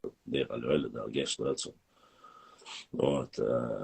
И вот почти что 50-60 роликов прислали про этот процесс, там, когда Лама сделали, когда Кешнишка там он плакал, вот этот Мула, я не знаю, ну из хоронищих, который рассказывает вот этот процесс, как они шли, все эти вот ролики, там, прислали 50-60 человек, по 200 или 300 роликов. 50-60 человек, там по 5-6 роликов почти что и штук тебя. Там не одна, а много. Я посмотрел их и удалил, честно. Фотографии, там, эти, там ДНК-анализы, уже экспертизы, то, что... Я этому, конечно, не верю, не знаю. Верить, не верить, это дело каждого, но официально нету, а сейчас любой может создать паблик и пишет там, что хочет. Я про эти 21 ДНК говорю, я не знаю точно, я не видел официального заключения, но вот то, что смерть, девочка, не проходя в сознание, если я правильно понял, умерла, да, вот это людей реально вело в шок. И после всех этих мне начали сегодня вот уже присылать вот этот инцидент, который произошел в Нефтеганске. Я не знал, что он происходил там, мне рассказали, я думал, что это в самом Дагестане произошло. Но нет, это оказалось, что произошло на севере. Но будем смотреть, надеюсь, из наших подписчиков, кто проживает в Нефтеюганске, это увидит, прокомментирует. Я так понимаю, что это авария. Но кто начал, кто не начал, что это мы узнаем. Поэтому вот такая вот тема. Да почему? Я в других эфирах рассказываю обычно об истории, но вопросов по истории сегодня почти что нет. Машан говорят, там даже Ваша, я не буду об этом говорить, я не хочу. Я полностью информационной блокаде не нахожусь, я очень хорошо ситуацию знаю. И кто-то нас поддержал, наш канал, задонатил. Огромная благодарность. Имя здесь у меня не написано. Но я так понял, это ауховские братья. Обычно такую сумму присылает ауховский брат. Амут, кажется, если я не ошибаюсь. Может, это не Амут, но в любом случае сегодня уже 3 человека задонатили. И огромная благодарность. 4 человека, чтобы не соврать, 4 человека задонатили. Огромная благодарность всем, кто поддерживает наш канал для нашей работы. Как ты относишься к переименованию Шатоев, Хаккоя? Сейчас есть такое предложение. Отношения у меня, это крайне не именно к Шатою. Не именно Шатою. Я эту новость воспринял очень хорошо. Это за последнее время, касающееся нашей истории, это самая лучшая новость. В первую очередь, убрать все названия чисто нахчийских сел, убрать названия тюркские, мюжги, раски, жюки, любые названия, которые есть, и оставить исконно нохчи названия, которые там были. Вот эти названия нужно оставить. Или местности, или гор. В первую очередь нужно дать. Не забывайте, там речь идет, если коренное население, или оно, это село, сделано, допустим, нагайцами, название должны дать сами нагайцы. То есть, если его меняли, а он, это нагайское, несмотря на то, что он находится территориально на территории Нохчичу, но там Нохчи позволили, и они живут там, это село должно называться по-нагайски. Не путайте. Если преобладающее население в этом селении живут Нохчи, оно должно быть Нохчи. 98% все селения чеченские проживают Нохчи. Преобладающим большинством. Преобладающим большинством. Это я так на скидку. И только 2% из всех чеченских сел, которые за 470. Там 3 села кумыкские, 3 села, кажется, нагайские, сел нету, чтобы преобладающее большинство было там, да. Остальные, имеется в виду, там, кажется, даже не все села, районы затронуты, если я не ошибаюсь. Районы, допустим, Шилковской район всегда был и считается Мохней Куашты. Мохней Куашты. Наур Куашты. Наура Нохчима. Север Богду. Это не русское слово. Наур Куашты. Наурский район. Мохней Куашты. Шилковской район. И переименование в первую очередь в этих районах, если я не ошибаюсь. Надо.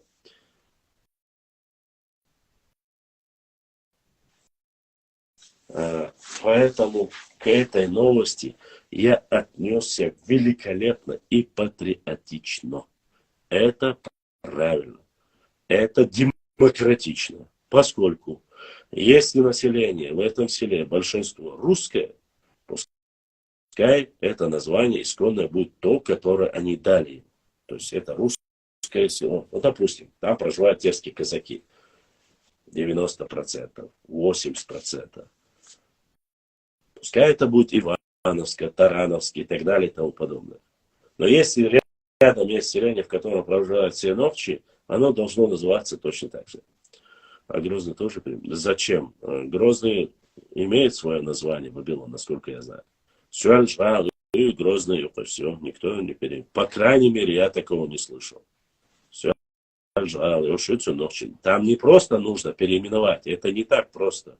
Нужно показать на родном языке, что он обозначает, исторически подвести, и уже все демократическим образом, как говорится, муниципалитеты как на это среагируют, как это все должны, я так понимаю, инициативная комиссия там есть, ты должен подать, у нас есть там названия Коби, Моби там и так далее, там Орджоникидзе, Кирова, Мирова, это все геттик, до свидания, чтобы не было, адеквала.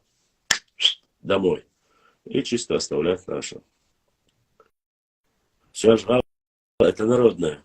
Сержант народное, Саварин, название. Я не знаю другого, там были во времена Ичкерии поменяли, и после этого вернули как есть. Руслан, о, Деру. Кажется, сейчас, сейчас. Ты про него говоришь или нет, я хочу понять. Мне прислали его ролик. Сейчас.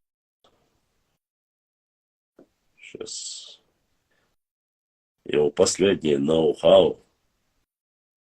И куда же ты делся? Наверх контиша сумя, моя не сума. Ай, бывай. Вот он.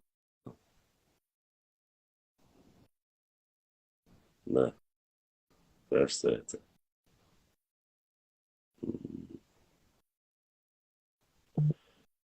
А я думаю, что он официально закреплено.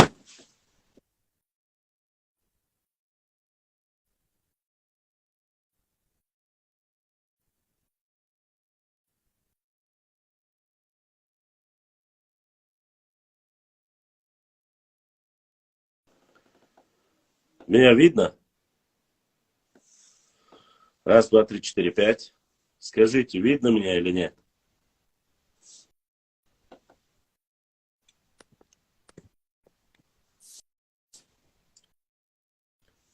Раз, два, три. Связь я душу.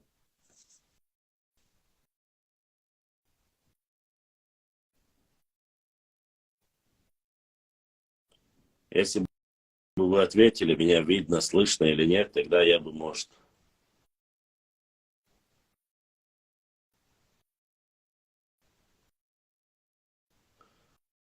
Видно. Вы про этого говорите?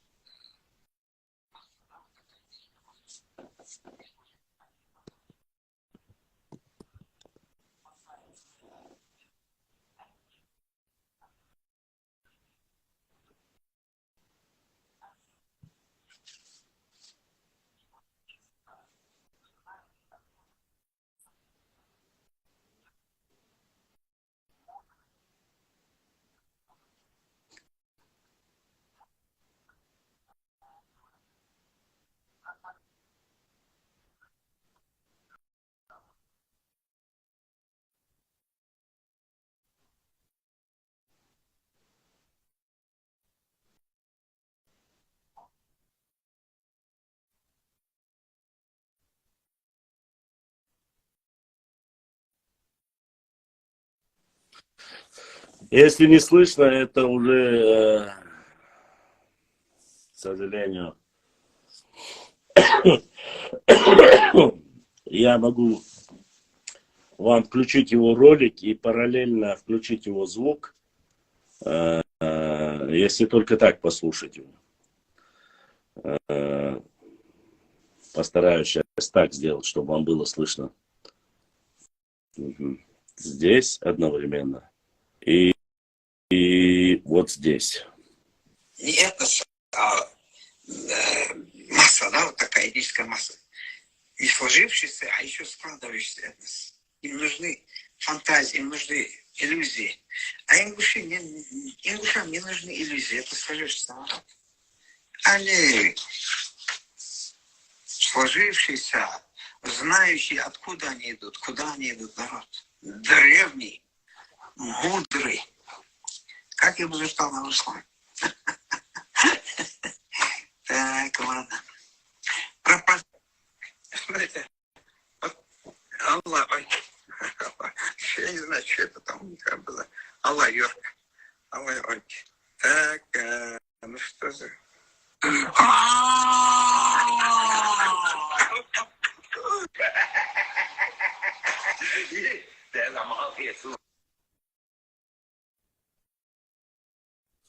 Надеюсь, было слышно. По-другому я никак не могу, к сожалению. Извините.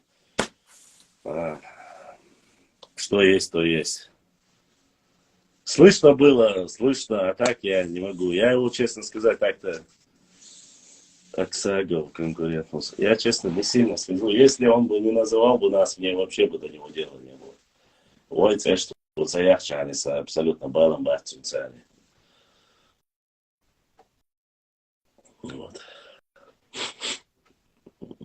Надеюсь, было его слышно. А разве я закрытый? Пожалуйста, задавайте любой вопрос. Я говорю просто хричане. В рамках культурного разговора, пожалуйста, задавайте любые вопросы. Любые вопросы я постараюсь ответить. Ну, кроме, конечно, некоторых политических вопросов.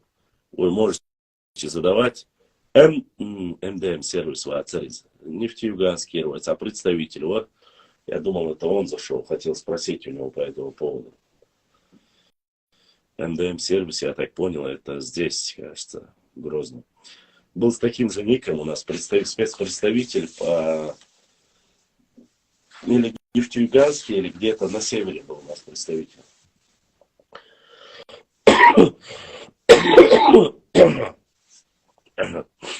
Да вот уже сколько? Несколько часов, говорю, пожалуйста. Кто от кого произошел? Я уже давно не говорю, алейкум ассалам, я уже давно не говорю, кто от кого произошел. Да и смысла нету, зачем? Сейчас уже даже те, которые когда-то стремились к тому, чтобы говорить, ну вот, и все же сейчас...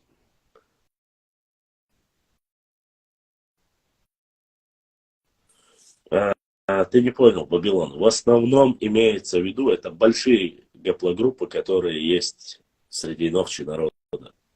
Так-то есть и Г2 есть, и Т есть, и другие есть. Очень небольшие проценты просто. Большие ветки, я сказал. Г2, конечно, есть у нас. Не быть Г2 у нас маловероятно. Г2 есть у многих адыгов. Ассаламу алейкум ва рахматуллахи ва баракатуху. Башла, можно всему роду дать J2 номер, и будет правильно это по генетике? Нет, конечно. Нету таких родов, в котором только одна генетика. Я, по крайней мере, не видел. То есть, если ты имеешь в виду одному тейпу, что все в этом тейпе будут одной гаплогруппы, маловероятно, но возможно, если тейп большой. Маленький тейп, конечно же, может иметь только одну гаплогруппу. Опять же, для этого нужно обязательно сдать всем ДНК-тест. Всем без исключения. Не так. Вот из моей фамилии, значит, все этой группы. Так, есть какие-то свои нюансы и моменты в этом вопросе.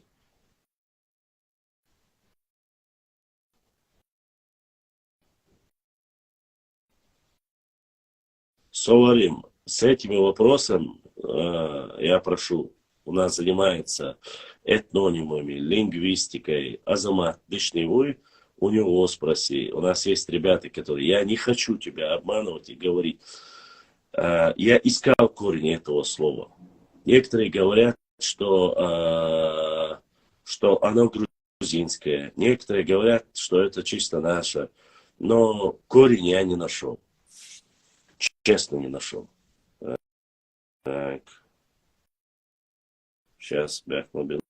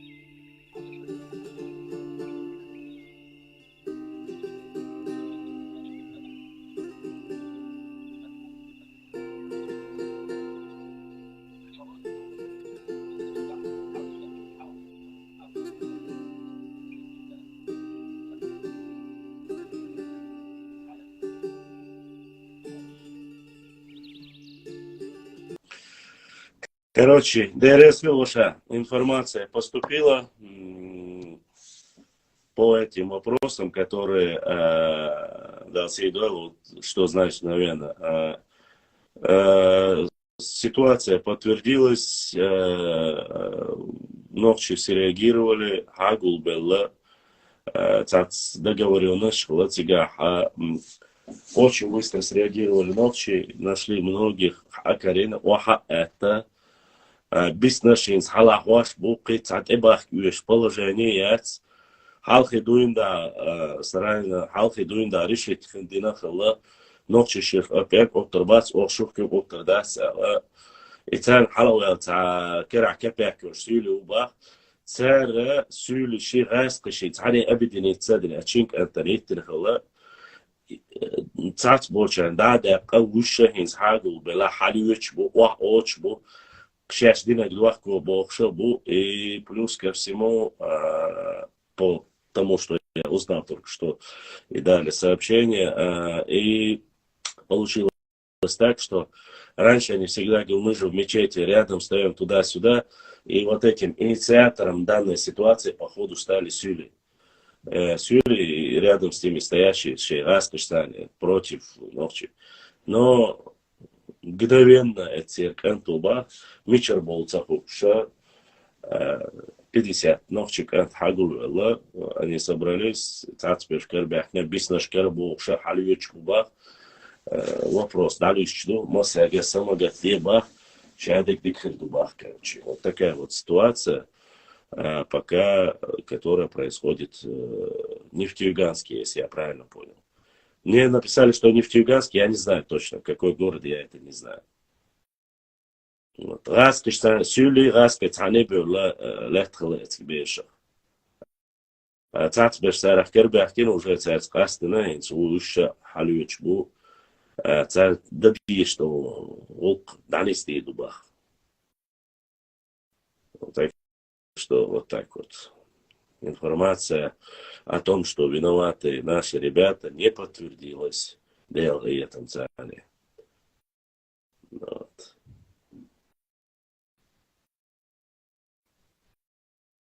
Короче, вот такая вот ситуация. Там Цигит Эбах, Юешабац, ничего не нужно.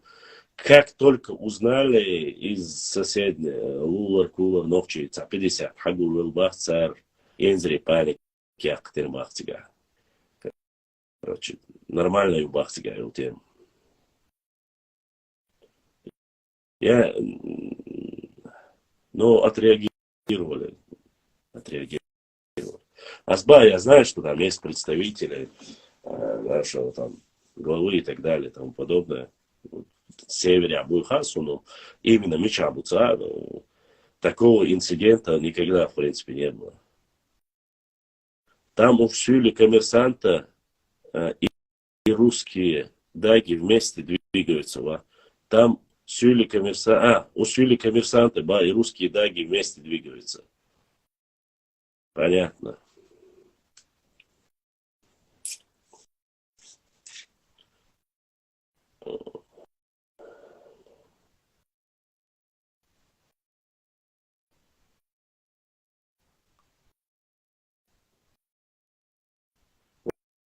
В этом плане Човой лучше Вайкез Халарцани Балыктич Ликцахуой. Честно. Потому что Амул Адича Дагестана 4 миллиона Сюли, Сюли не стати, дагестанцев разных национальностей 3,5-4 миллиона. Количество. Шкезбать. На войне шабаш что я 1 600 000 700 бинас. Сорим, я сокет, я понимаю тебя, но все-таки эта ситуация, хоть Бог дарится. Дело не в количестве, а в качестве бахаба. Есть такое дело.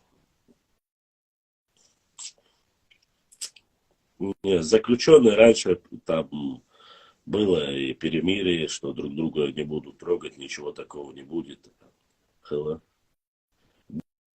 Где шах, абсолютно, я же поэтому говорю, Ногчи канца примиллион халдузитиш, просто-напросто примиллион халдузитиш. Кихум юэш дацшу. Дели дуэш деяванура. Шевей муах чам яллек делу. Дел дуэш. Уэн юэштик, уэн кам, уэн именно ногчи дуй, уэн дибари, кихум юэш дацшу. Ногчи дукхуле, шаш асплоча. Уэн юкиере, уэн муастре. ويلو نيش شيء متاعي متقبل دوش حيردات ويكيز خلي وهو تشلوي يتوام خلي دب له لازم يول بوارزي أقروي لازم يول لا أديته بوارزم زغول لازم يول أقروي جريش он чуть шклеш тиятуш добивать яш. Вот такая же ситуация бывает. Нам нужно. И Каир, брат Каир, задонатил за поддержку нашего канала. Каир дал Саадойл. Огромная благодарность за то, что поддерживаете наш канал. Без вашей поддержки мы бы не смогли бы существовать. Сегодня, я так понимаю, побеждают, пока, по крайней мере, наши подписчики из Инстаграма по донатам.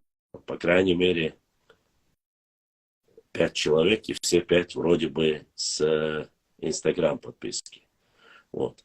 Цундера, вот именно из-за этого, ауховский вопрос, они же до сих пор говорят, аухи проживают только 93 тысячи ногчи, 93. Димш бабац аухи ногчи.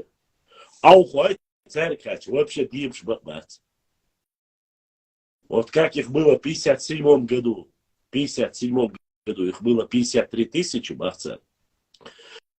С тех пор прошло 50 лет, а ауховцев всего лишь 97 тысяч. То есть на 40 тысяч. Когда им говорят, что аухуай или ауховцев подразумевается всех, кто проживает. Аухуай это общее название. Что их 200 тысяч просто охлутся. Они не хотят. Не хотят. Там как панкейся ашбол кистинчсан. Жбалбац всего там общими, если взять их со всех мест. Табал штиш хагулиш 20 тысяч бехилат. Ну дейли дас дейрвану. 10-20 тысяч о кистиницу. Камер хамса дойтичек. Еш Кэша цедо, солнали. Еще я цедотит. Ночи хледуй, щеку я отсюда. Валикум ассалам. Нет, не считаю, что это разжигание. Я лично не считаю. Если я повествую, говорю, что ваши сородичи десятером, я не знаю, сколько их, 10 было, 8 было, напали на 2 чеченцев и констатирую факт. Это не разжигание межнациональной розни. Понимаешь? Это констатация факта. Когда у вас происходит любой инцидент, где-то постреляет выпившие или не выпившие с травматического оружия, вы во всех социальных сетях выкладываете, вот чеченцы так себя ведут, чеченцы сякие такие. Разве не так? А почему где-то на севере, где вы незаконно напали на 2 чеченцев, я не могу озвучить этого? Причем я не называл конкретно национальности. И я не считаю это разжиганием. Я констатирую факт. Я сразу сказал, что это не разжигание межнациональной розни, а то, что факт было, вот этот инцидент произошел. Кто виноват, кто не виноват. Дальше будет видно разжигание. У вас любой человек, который говорит про чеченцев или чеченскую историю, он или националист, или что-либо такое начинает говорить. Может свет там чаще выключать. Да, хорошо. Бекалхардар. Или войндух алхаздуч, да им нахлы кило нашлилош. Цундела, элла, мадар, малик хил Малик Эмвел Вичвала Адам. Да, это было. И причем эти слова, Адам, принадлежали самому имаму Шамилю. Самому имаму Шамилю принадлежали эти слова. Не то, что Малик Хел. Даже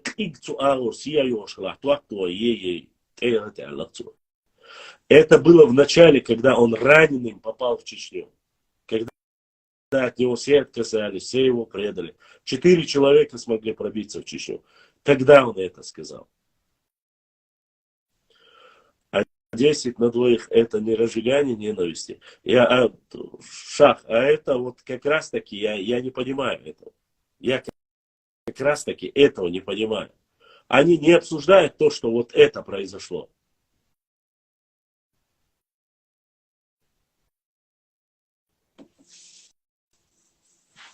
Мне прислали, сказали, посмотри, что произошло. Может, что-то знает, может, не знает. Вы видели, когда зашел первый раз, я сразу говорил, я не знаю, кто виноват. Вот такой случай был. Я рассказал только это. Больше ничего. Но потом мне стало известно, и сейчас только что пришло сообщение с пометкой «Молния», где чеченец оттуда рассказывает, как это все произошло. То есть, какова сейчас ситуация там. Вот и все. Если бы там была бы вина конкретно наших людей, я сказал бы, вечер вяхну, гораду ситуация. Но раз это не наша вина, то почему, если наша вина, мы говорим, а если не наша, мы должны промолчать, что ли? Нет, не должны. Ибрахим, если есть вопросы с Ютуба, тоже задавайте вопросы. Что-то мои ютубовцы сегодня не столько активны. Обычно активно хочешь поболишь.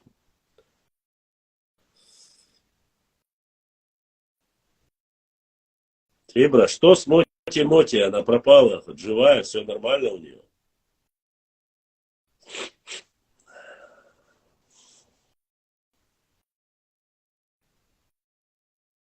Да никто их никогда не трогает, Маша, говорит свой. Никто их не трогает. Когда в меньшинстве, да ко всем. Вот сейчас буквально недавно приезжал ко мне в гости оттуда вот человек. С другим человеком с Пятигорска. Все нормально, общаемся великолепно.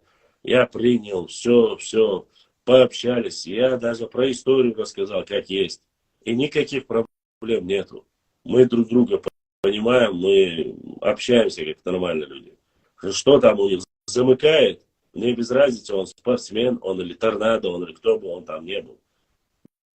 Но то, что некрасиво такие. Башла, мне отправляли много не кавказцев, что им о нас рассказывали, соседи, но я не стал им говорить, что они такие сякие, потому что мне не нужно оскорблять соседей. Я не возвышаюсь, если будет плохо. Да, честно сказать, присылать-то и мне присылали. Очень много присылали.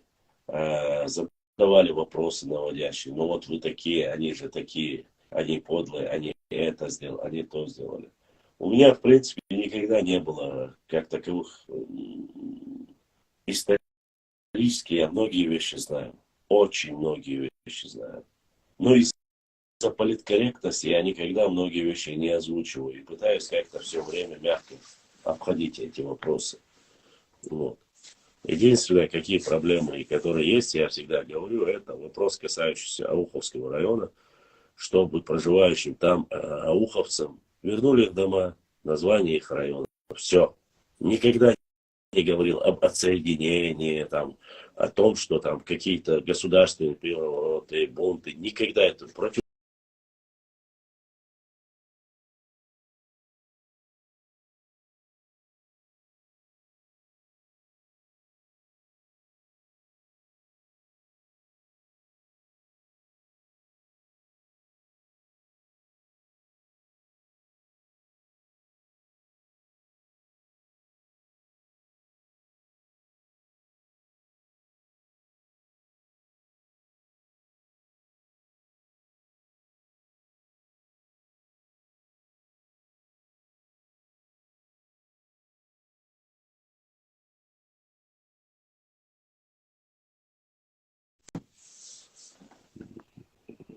Так. Дальше. Просто, кстати, вопрос Башламу. Башлам, во время Шамиля и признавать цевя штейпнаш махилловой ночи щупач эйбер хвай точно хлоцевиша. Кто еще? Таких тейпов было очень много. Не все были, кто его признавал. Особенно этим славилась Горная Чечня. Многие шатоевцы не любили. Я не хочу называть тейпы. И вопрос тут не хвай. Там чеберлоевцы было за что их не любить. Но и первые, кто с ними воевал даже, и против хана выставлял, это были как раз таки и хвай, и чеберлой. Кроме чеберлоевцев, их не любили, и ченты не любили, и гухой не любили их очень. И хильдеровой не любили. Я обещал, что не буду тейпы назвать, но общество Чеберлоя, Шароя, Шатоя и Тумкали, и Галанчевского района, именно горные части его не любили. Это не говорит, что из этого тейпа там не были. Допустим, я приблизительно говорю.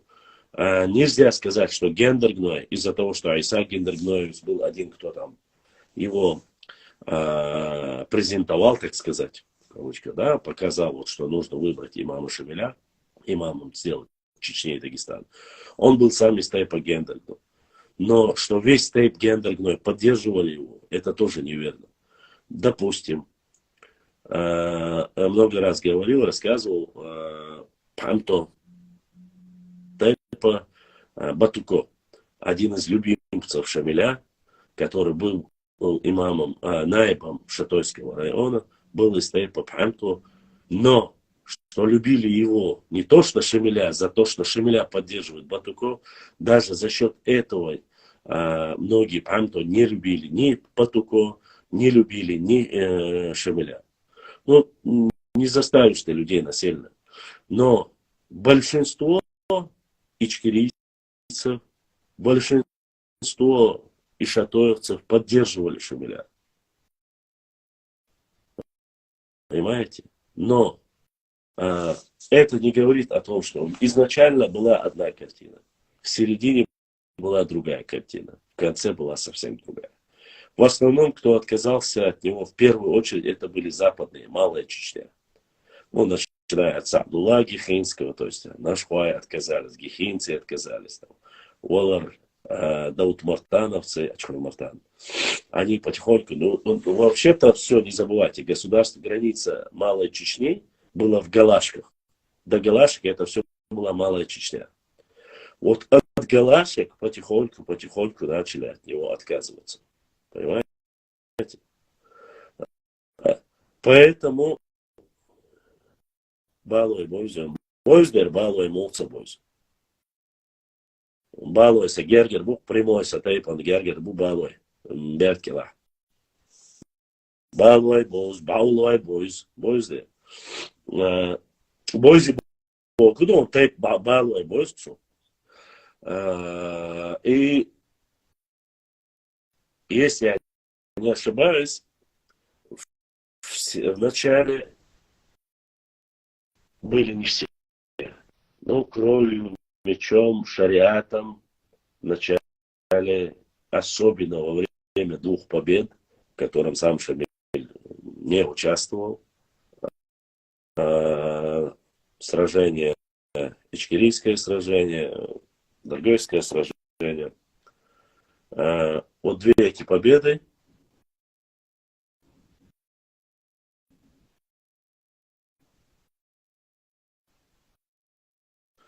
Маршу Езер Адендацажим Атаир Варё. Я знаю, кто отказывался, кто не отказывался. Младенец Стасик, а ты?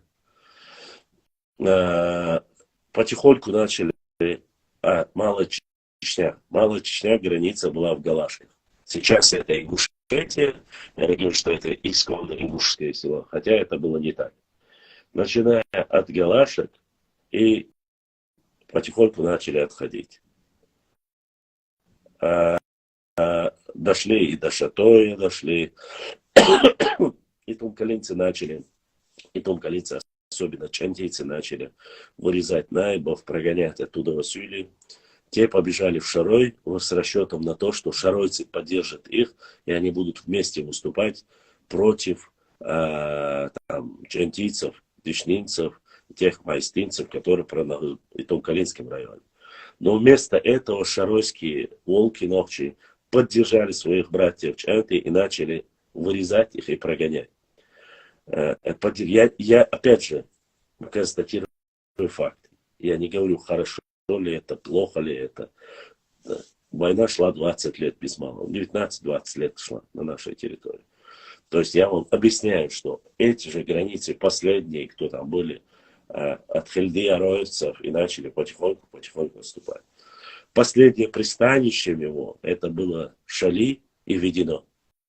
Этот закуток земли, который уже, если остальное сжалось, то есть территория всего имамата, которая была, сжалась до территории от Шалей до Ведено. Вот этот небольшой кусок ичкерийской местности.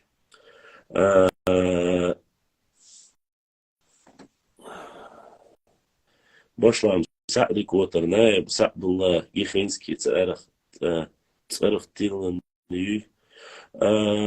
Сади Котарсон, Сахан Сунайет Раятсон Зау, Юмяч Ватсон Садулла типа нашего халыху, что сон зацбеш и чин хоубо, что сон за и чин хоула и наш хоула, шина авор нохчуй, сон бедать и нохчи хальчали с Богом будок.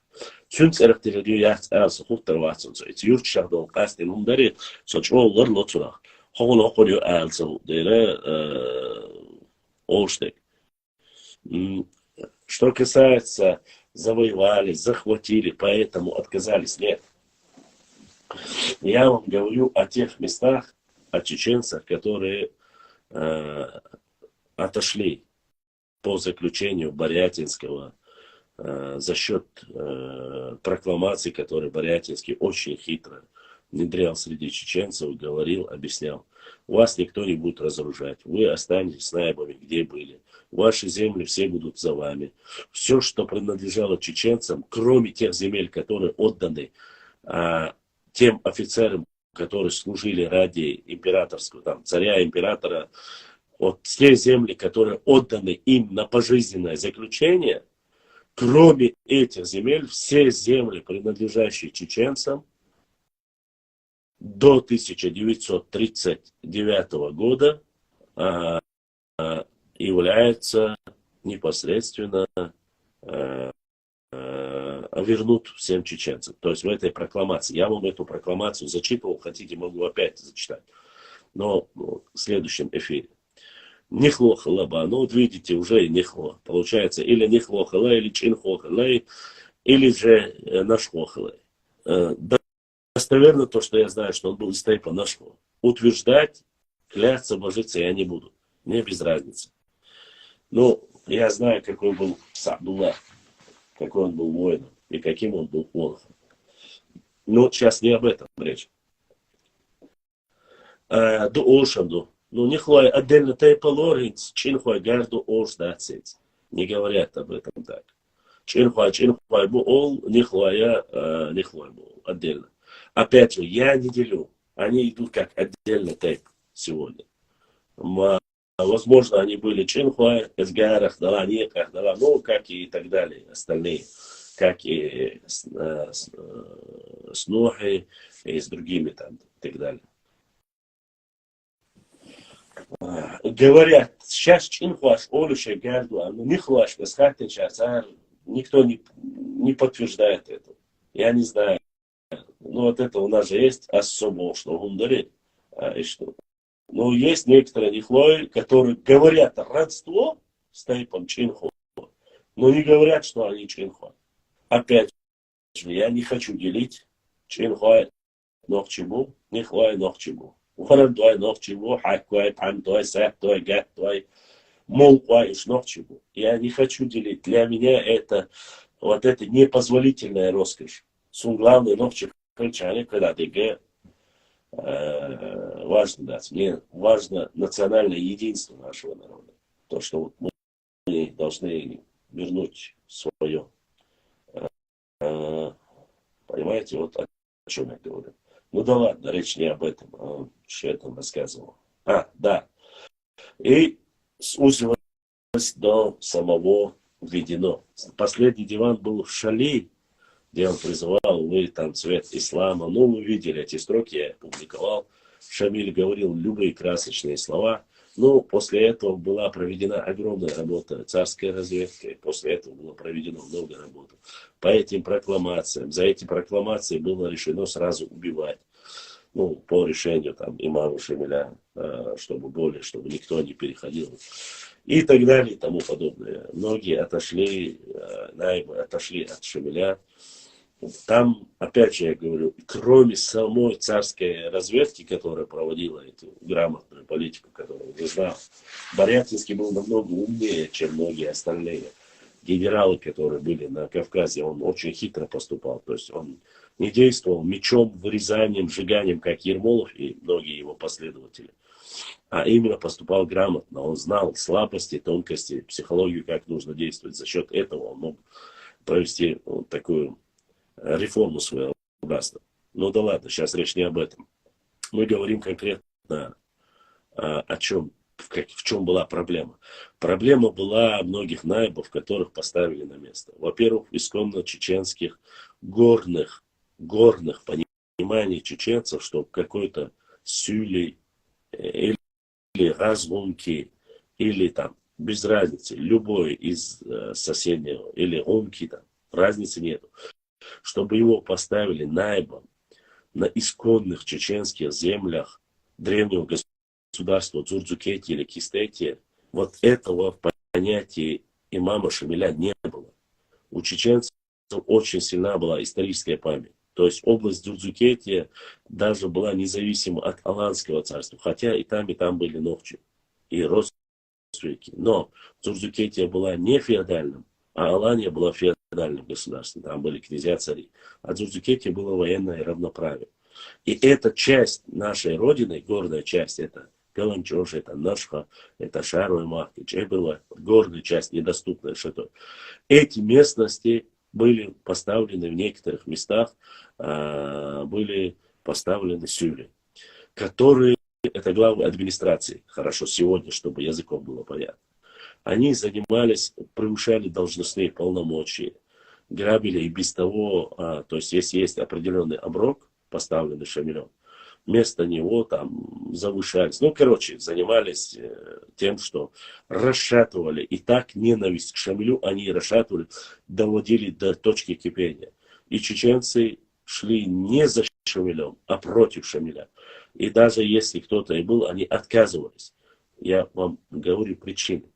Плюс выступления, ему подсказывали, говорили, указывали Шамилю, говорили, что если с тобой что-то случится, вначале была совсем другая речь. Кто из его помощников, советников ему подсказывал, само собой, не чеченской национальности. Была ли это какая-то политика, кто-то задействовал там какие-то спецслужбы, я не буду говорить эти великие мистификации, но ему начали подсказывать, что после тебя там должен остаться не выбранный имам, который достоин этой должности, если вдруг Шамиля не ставит, а должен быть там один из твоих сыновей. И эти вещи чеченцам очень сильно не нравились, потому что в этой войне больше всего и территориально, и материально, и даже по наказанию своим территориальным внутри Чечни погибали чеченцы.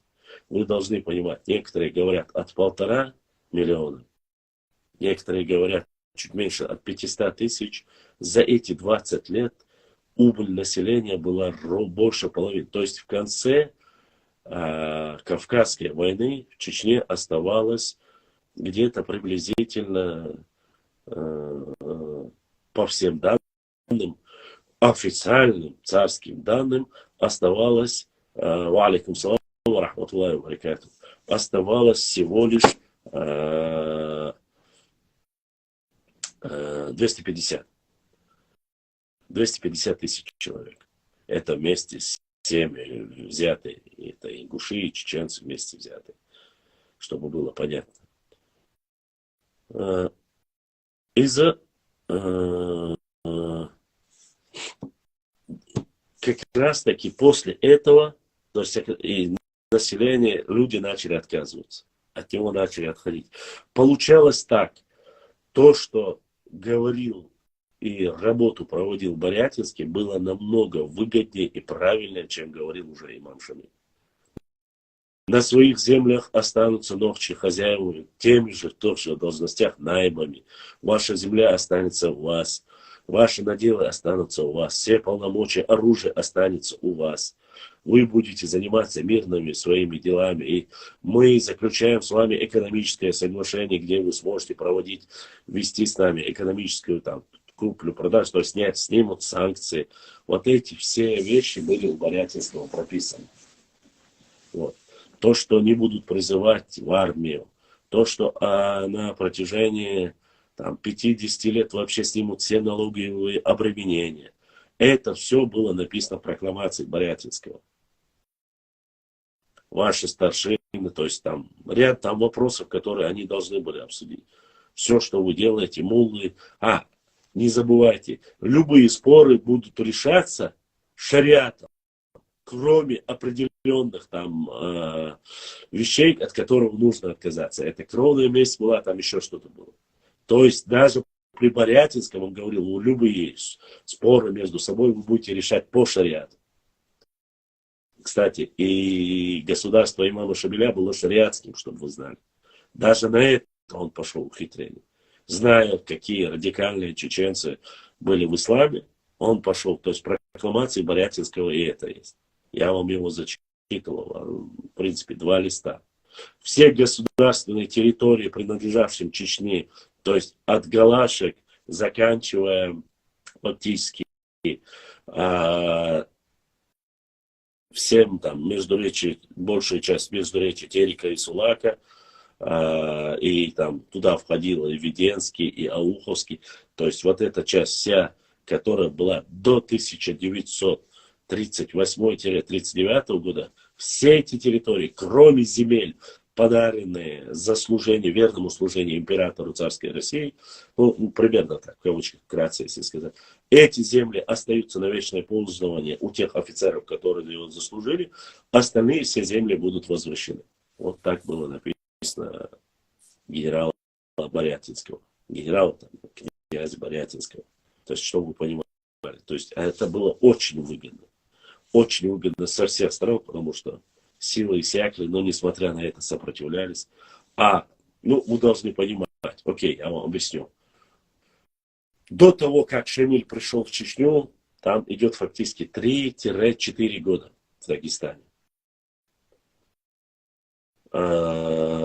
Опять же, после того, как Ахульго все оставили, имеется в виду имама Шамиля, можете почитать книги, кто его предал, кто был в милиции. Я не буду это вмешиваться. После того, как Шамиль ушел с 4 своими, в том числе с Аль-Карахи, раненый, порванными вещами, ушел с Ахульго в Чечню с 4 своими соратниками, с сыном, кажется, тоже. Был уже он 4-й год, и фактически все, что остались от него, были или уничтожены, или посажены при Ахульго. В основном там написано, что там 2000, кажется, попали в плен, остальные были уничтожены во время штурма Ахульго. Я могу чуть-чуть ошибаться. 3-4 года. Во время Кавказской войны, Большой Кавказской войны, так называемой, вместе с чеченцами он воевал 20 лет, 19 лет. Фактически считается 25 лет. И после того, как он ушел с Чечни,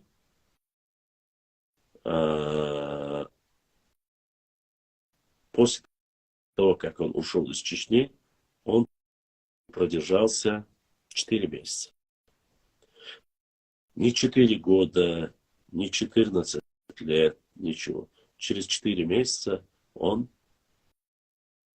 в Кунибе, некоторые говорят, пошел на переговоры, некоторые говорят, по-разному. Ладно, я не буду сейчас, не важно, как произошло это. Попал в плен и прекратилось все восстание. Но вопрос возникает, если это было так, почему после него одним из ближайших сторонников и национальный герой чеченского народа Байсангур Биноевский сопротивлялся еще 2 года. Без него, если бы сопротивление и все прокламации, все документы носили бы характер 100% исполняемости, то есть выполняли, уже другой пришедший не изменил бы отношение к нашему, по крайней мере, народу. Но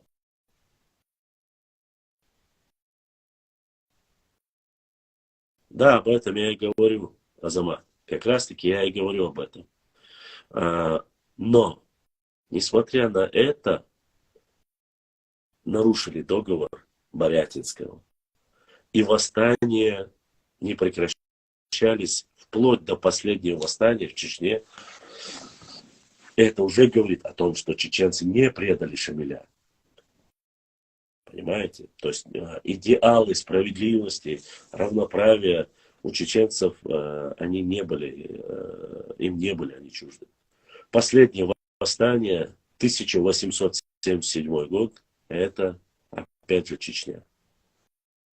На этом клочке, маленькой клочке земли, все восстания, которые были, уже... Все восстания, которые были в основном. И поэтому некоторые люди последним имамом называют и Байсангура, и Алибек Хаджи Зандакского. Но факт остается фактом. Последнее восстание, опять же, в 1877 году, если я не ошибаюсь, происходит на территории Чечни. Чечня потеряла многих сыновей.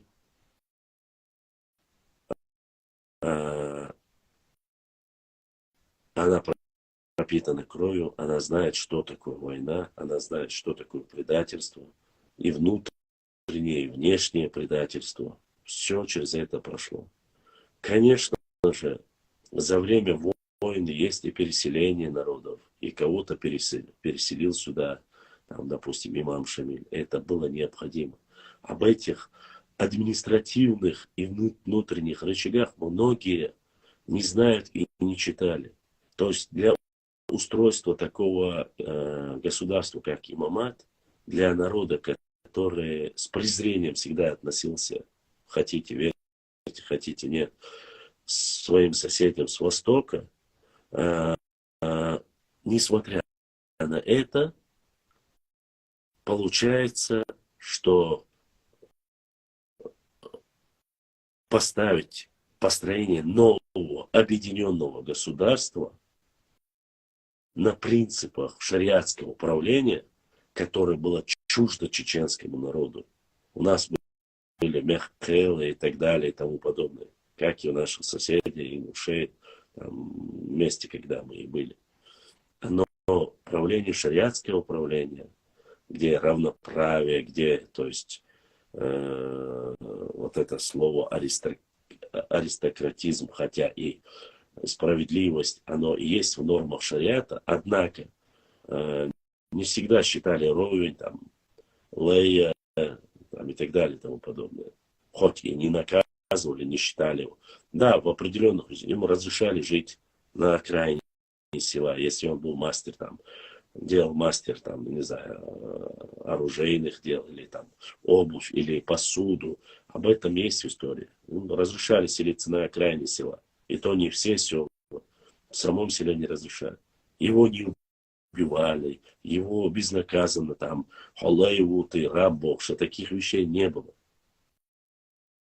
Оставляли, платили за службу, но не позволяли родниться в одном случае, что по шариатскому управлению было недозволено. То есть он имел право.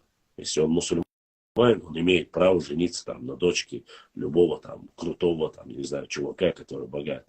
По шариату это позволено, а с точки зрения по адатам он может ее не выдать, потому что социальное неравенство. Или он может ее не выдать, потому что он другой национальности и другой культуры. А шариат это не позволял. Шариат уравнивал всех. шариатское государство. И эти принципы противоречия нужно было подавлять. Поэтому было сожжено определенное там количество, особенно в горной части Дзурджукети нашей, в Шаройском районе, подавление, когда сжигали в башнях представители нашего народа. Когда в Чеберлое, один из чеберлойских тейпов тоже был, алейкум салам, были сожжены. Много таких случаев было в разных местах. Ну, Губашку, Хоевский и так далее. Тому подобное. И его сегодня могут преподносить как угодно. Я его не с негативной стороны преподношу. Я вам констатирую исторические факты. Допустим, курящему или пьющему после определенного предупреждения могли отрезать губы. За сруб дерева могли повесить на него, если ты не мог оплатить там примерно рубль там, штрафа, если ты срубал дерево. Там в яме можно было месяцами сидеть. То есть были очень строгие наказания. Может быть, это не так строго выглядит.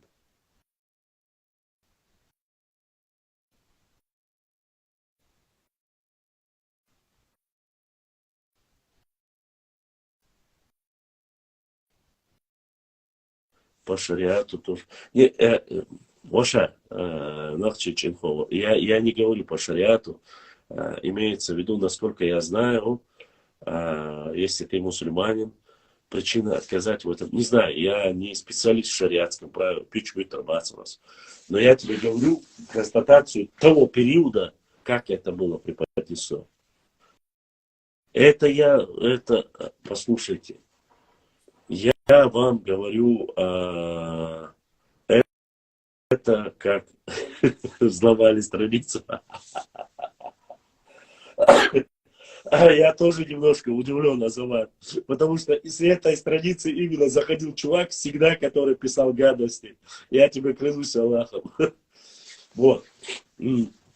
Там были свои нюансы. Я вам говорю о том, что на протяжении всего времени, я вам могу зачитать статью из дневника пленного русского солдата, который находился в плену как раз таки в Ичкерии, где-то введено.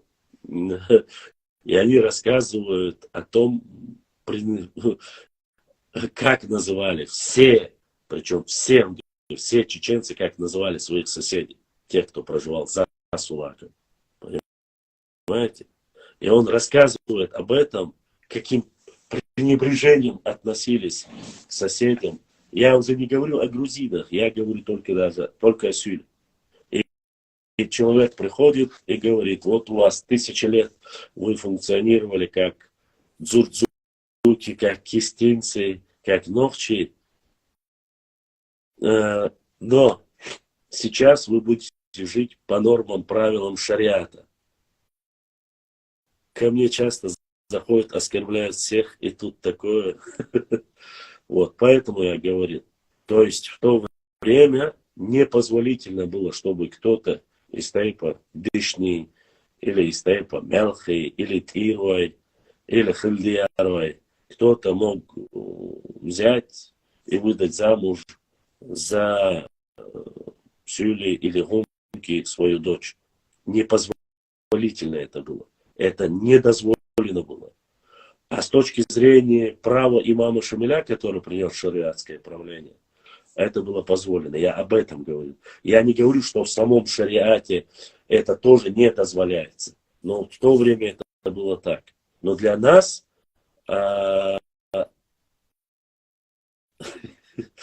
Азамат, с ним явно что-то не так. Я знаю, это типа он сейчас походу издевается. И таких случаев было много. Смог бы ли я привести пример? Может быть, Хапизовы, Тахнаевы не смогут, но у нас было много случаев. Я вам рассказал от потомков Гендергной, которые были в начале, которые привели к правлению, сделали имамом Шамиля, имамом Чечни и Дагестана.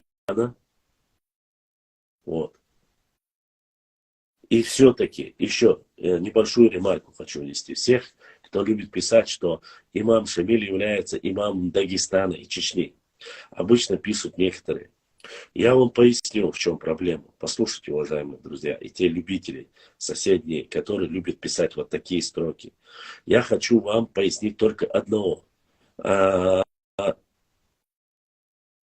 Почему называют имама Шамиля имамом Чечни? После падения Ахульга весь Дагестан был под царской Россией. Дагестана не было. И все территории, которые в дальнейшем, после того, как имам Шамиль стал имамом Чечни, благодаря его и наибам его, они начали отвоевывать село за селом дагестанские села. И к нему тогда уже начали возвращать его сторонники. Поэтому правильно говорить имам Чечни и Дагестана. Если бы его имамом сделали с его территориями, с его селами, с его воинами, он пришел бы в Чечню, ну, допустим, Шамиль и 1000 воинов, Шамиль и 4000 воинов. Если бы пришли в Чечню, тогда можно было бы сказать, что имам Шамиль был имамом Чечни и Дагестана. А во время, когда имам Шамиль стал имамом в Чечне, у имама Шамиля не было ничего в Дагестане. Имеется в виду, не было тех, на кого можно было бы, с которыми он мог бы воевать. И благодаря его чеченским воинам отвоевали. Да, кстати, то, что вы говорили, я как раз таки хочу до вас довести. Мне, ну, об этом я и говорю. И еще, касаемость генерала Шуайб-Мулла Центуровского. По информации, которая есть, то, что произошло, трагическое событие, с которым не стало Шуайб-Муллу Центуровского, произошло как раз таки из-за того, что Шуайб-Мулла хотел позволить кому-то из родственников выдать замуж из наибов Шамиля. Кому, точно я не знаю. И сами Цуантрой, которые были против этого, и сделали самосуд. За что? Конечно, имам Шамиль жестоко убил где-то до 40 представителей тех, кто убил Шуайб-Муллу Центуровского. Вот это убийство было не из-за того, что Шуайб-Мулла был трусом или что он не умел. Шуайб-Мулла Центуровский был одним из самых смелых, достойных воинов имама Шамиля. Но он не учел немного менталитет самого тейпа Цуантру. Цуантру большой тейп. И они тоже могли и согласиться, несмотря на его любое высокое положение, военный, хоть он был замом имама Шамиля, но есть определенные условия, на которые некоторые чеченские тейпы не шли. В том числе это были ичкеринские тейп Цуантрой. Я хочу вас, чтобы у вас было понятие. Разногласия были и сами наибы имама Шамиля, которые находились во многих, и Тумкалинском районе, в Шатойском районе, вели себя недостойно и подводили самого имама Шамиля. То есть народ и так недолюбливал, но они делали все, чтобы еще больше. Сами того не понимая, они превышали свои полномочия, как я вам говорю. Вот так вот. Убедиться с ночью и жари, если надо, лично я готов назвать себя ночью, если чеченцы примут нас как за своих, будут помогать нам решать вместе наши политические проблемы. Если объединяться, если становятся единым народом, такого понимания, как помогать политические проблемы, не должно быть, потому что они автоматически, если мы признаем себя единым народом, эти проблемы становятся проблемами всего ногчи народа. Но если, Аллах, я тебе отвечаю, если исторически, политически вы говорите, что вы отдельно и решаете свои проблемы отдельно, но если мы являемся единым народом, то и проблемы становятся едиными. Хотя я вижу твою активность, твоего письма, я прекрасно понимаю, я видел, какие комментарии ты писал. Не знаю, ты это или предыдущий админ, честно сказать, к сожалению, доверия нету твоим словам. Ты, наверное, один из единственных людей, почти что, который сейчас пишет такие памфлеты. Я реально не знаю, кто ты, но я видел очень много и в Фейсбуке. В начале заходил ко мне в эфиры, тоже писал такие же хорошие комментарии. Говорил там, спрашивал, задавал мне вопросы, я отвечал. Через неделю печатал все, что оскорбляет весь ногчий народ. Сейчас ты опять говоришь что-то хорошее, и уже, ты знаешь, второй, третий раз доверия уже нету. Люди уже перестают верить в это. Вот в этом проблема. Вот. Шамиль не спасся в Ахульгу, он был пойман 3W, там 5 8 9. Оша, вот эту тему, что он сам сдался, что его перевербовали, что он работник царский. Все эти темы я их читал. Я тебя прошу, перед Аллахом мы не можем этого доказать. Да, он сделал очень много болезненных вещей для нашей. Я больше даже знаю про то, что он сделал для нашего народа. Я переживаю. Но и не стоит забывать, что тысячами людей шли за Шамилем. Верили в нашу победу, погибали. Это твои предки, мои предки. То, что ты говоришь, если бы это было бы настолько достоверно и правда, я думаю, это вот теория заговора. Я не могу опровергнуть этого, но и подтверждения этого нету. Все косвенное, все косвенное. Прорвался, он не прорвался. Я не защищаю Шамиля, но и не хочу, чтобы его обливали грязью. Это тоже неправильно. Еще раз повторюсь. Половина населения и две величайшие победы, которые были, неважно, во главе Шамиля или нет, но он был во главе этого государства. И считаться с ним начали за этих две победы в основном. Происходили с Шамилем и чеченцы вместе. Когда мы говорим все это, по сути, два вот этих победы, Ичкерийская победа, Даргиойская победа, их не должно было быть. Понимаете? Но они произошли. Сегодня есть некоторые люди, которые говорят, Валерийская победа — это заслуга только чисто Уарствой. Есть такие люди. Другие мне написали, что Валерийская победа — это чисто победа Эхты. То есть уже начали сражение, которое было на Валерике. Я не считаю ингушей уже, которые говорят, что там воевали только ингуши. Есть люди, которые конкретно сражение на реке Валерик приписывают к определенному тейпу. Можно это делать, как вы думаете сами? Нет, нельзя. И тот, кто делает это, он исторически больше гадит нашей истории, нежели чем помогает.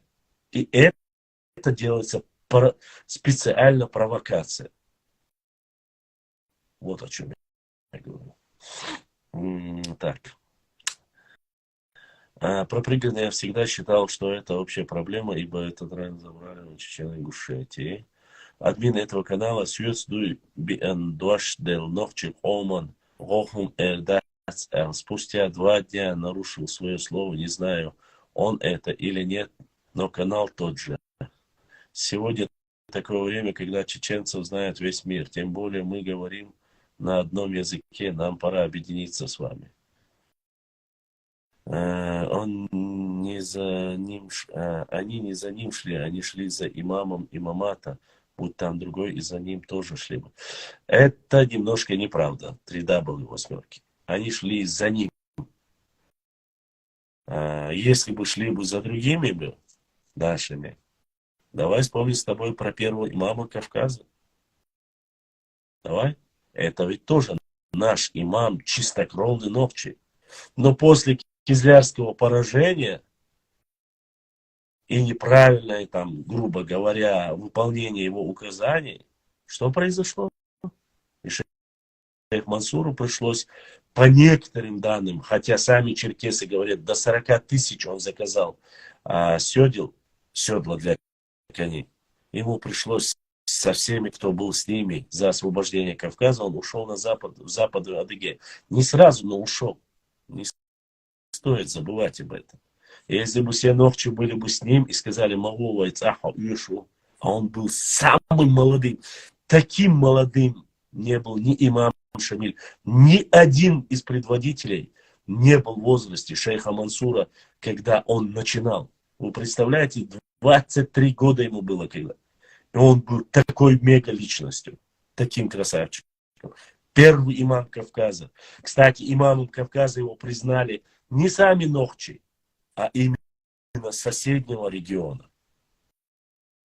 Понимаете? Я не хвалю сейчас Шамиля, речь не об этом.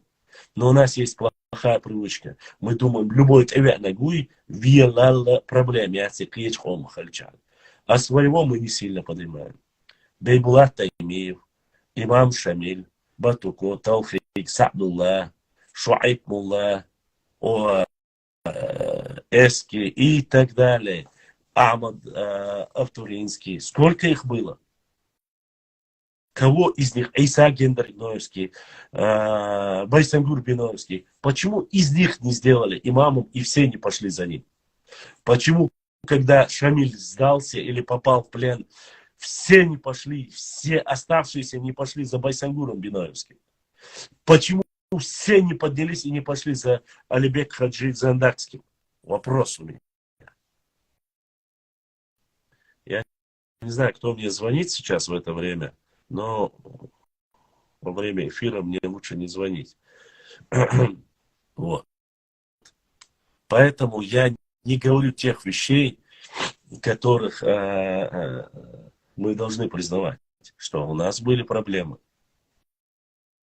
А вот, несмотря на шейх Мансур, не пошел через горы трупов, хотя он говорил и призывал возрождению ислама до того.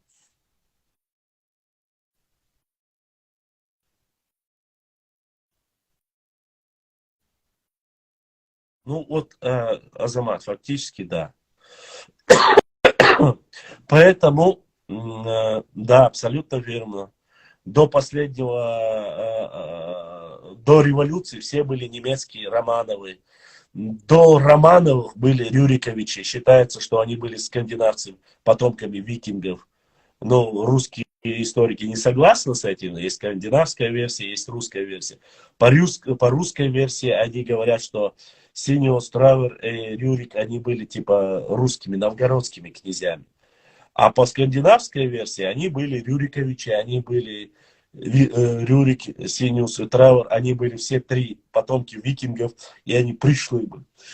Они с Нижнего Новгорода. Ну да ладно, сейчас не о русской истории, я не хочу сейчас сюда переходить. То есть были правления.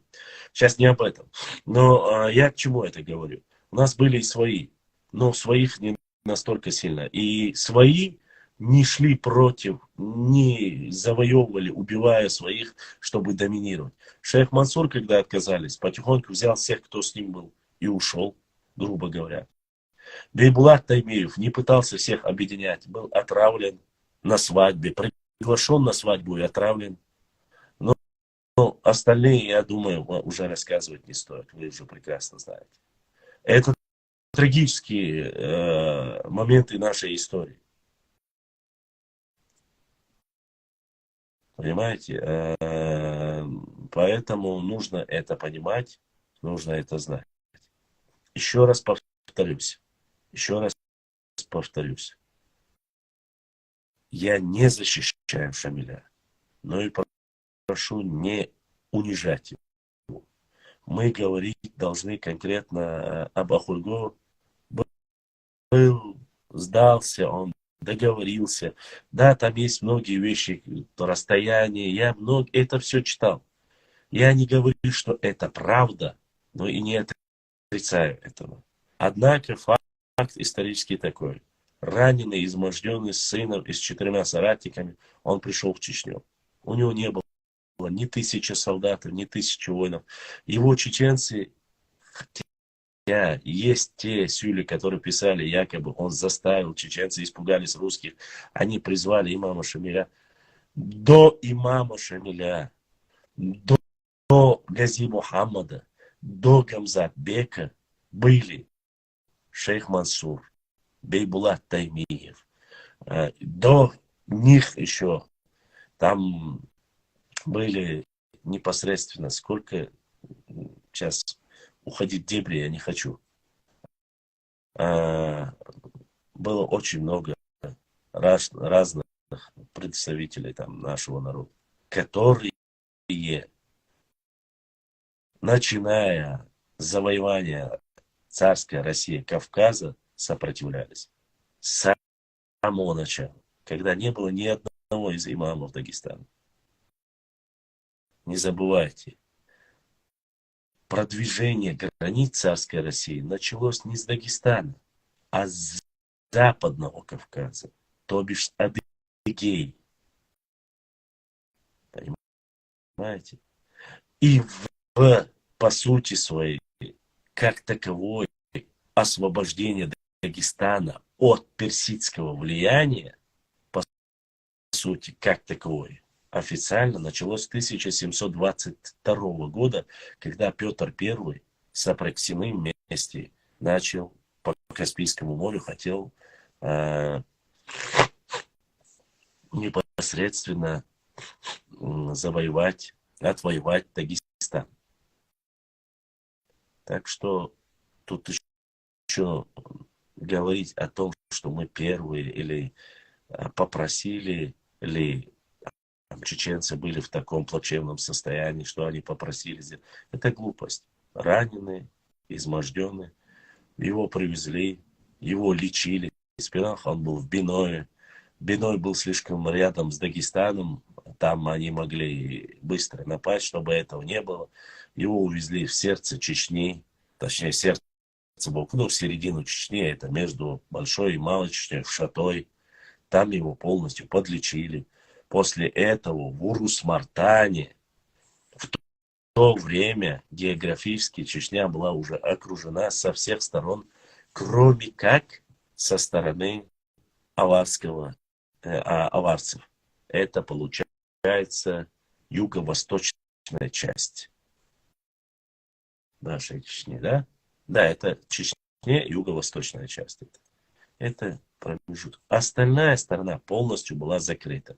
Она была закрыта со стороны Грузии, она была закрыта со стороны Осетии, Ингушетии, то есть уже вокруг стояли везде царские России. Она была закрыта, наполовину разделена между мирными и горными чеченцами. Это крепости Владикавказ, Назрань, Грозная, Петропавловка. Это Петропавловка не крепость, не забывайте, я вообще вам говорю, кордонную линию. Посунжи, Илиновка, Брагуны. И дальше идет вверх по реке. То есть идут в верхнюю часть. Закрыта была со стороны терских казаков. Дальше идем. По Тереку, терские казаки, когда заканчиваются Брагуны, начинается другая сторона со стороны кумыков. Она была уже русскими занята. Кумыки были на стороне царской России уже в то время. Потому что они получили многие земли в наделы. И Аух оставался, который был частью Чечни. Но и этот Аух был закрыт с той стороны кумыками, то бишь царской России. И остается только между Грузией и кумыками остается небольшой участок, выход на аварцев. Больше географически к тому периоду открытых ячеек у чеченцев не было, куда они бы даже смогли бы как таковой, если бы уже... А не забывайте, армия на Кавказе в тот период, во время Кавказской войны, по официальным данным была 250-260 тысяч, по неофициальным данным на Кавказе было 360 тысяч армия. Для времени царской России это было самое огромное количество войск, которые могли дислоцироваться на Кавказе. Полностью, вот получается. Так что, возможно, я вас сегодня немножко достал своей истории, но все-таки я хотел рассказать вам. Но все-таки, надеюсь, вам было интересно. Ладно, не буду я. Я думал, сегодня мы поговорим о каких-то других вещах, но, несмотря на это, рассказываю, не останавливаюсь. Если у вас есть вопросы, давайте я отвечу. Нету, тогда не хочу я вас отвлекать, с учетом того, что, возможно, многим уже не интересно это.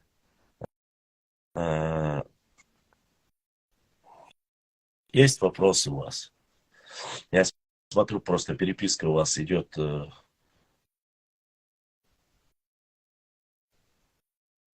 совсем не о том, что хотелось бы.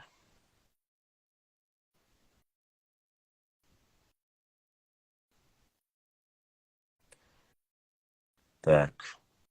И тишина. Вопросов нет. Ибрахим, есть вопросы в Ютубе? Об истории можно рассказать очень-очень много, но от активности зависит. Хотя я вижу здесь 14 человек, не знаю, сколько там в Ютубе еще. Ну, 2:30 уже.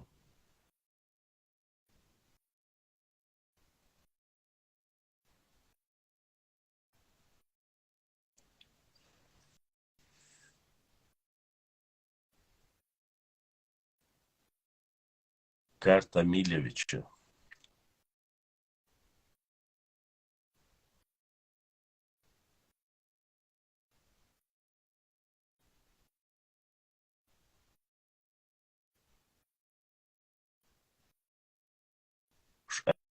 О чем речь? Вы вообще сейчас о чем говорите?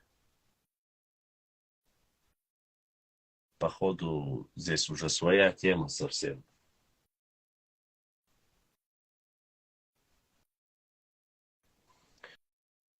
Послушайте, Терская область, это уже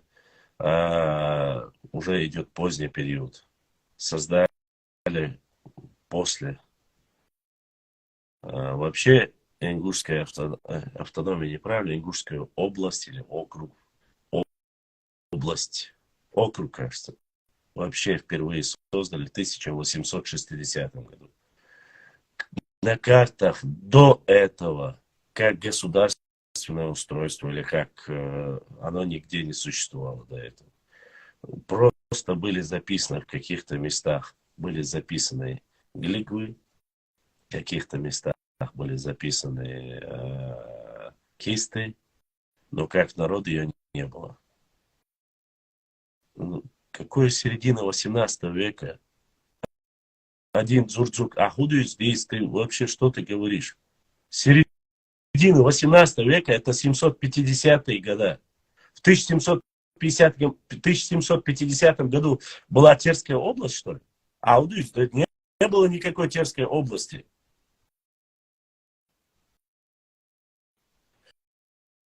Я на карте видел Каспий, есть город Гуно. Чеченская, это правда? Не видел такой город. Эту карту скинь мне в директ, я посмотрю, скажу тебе.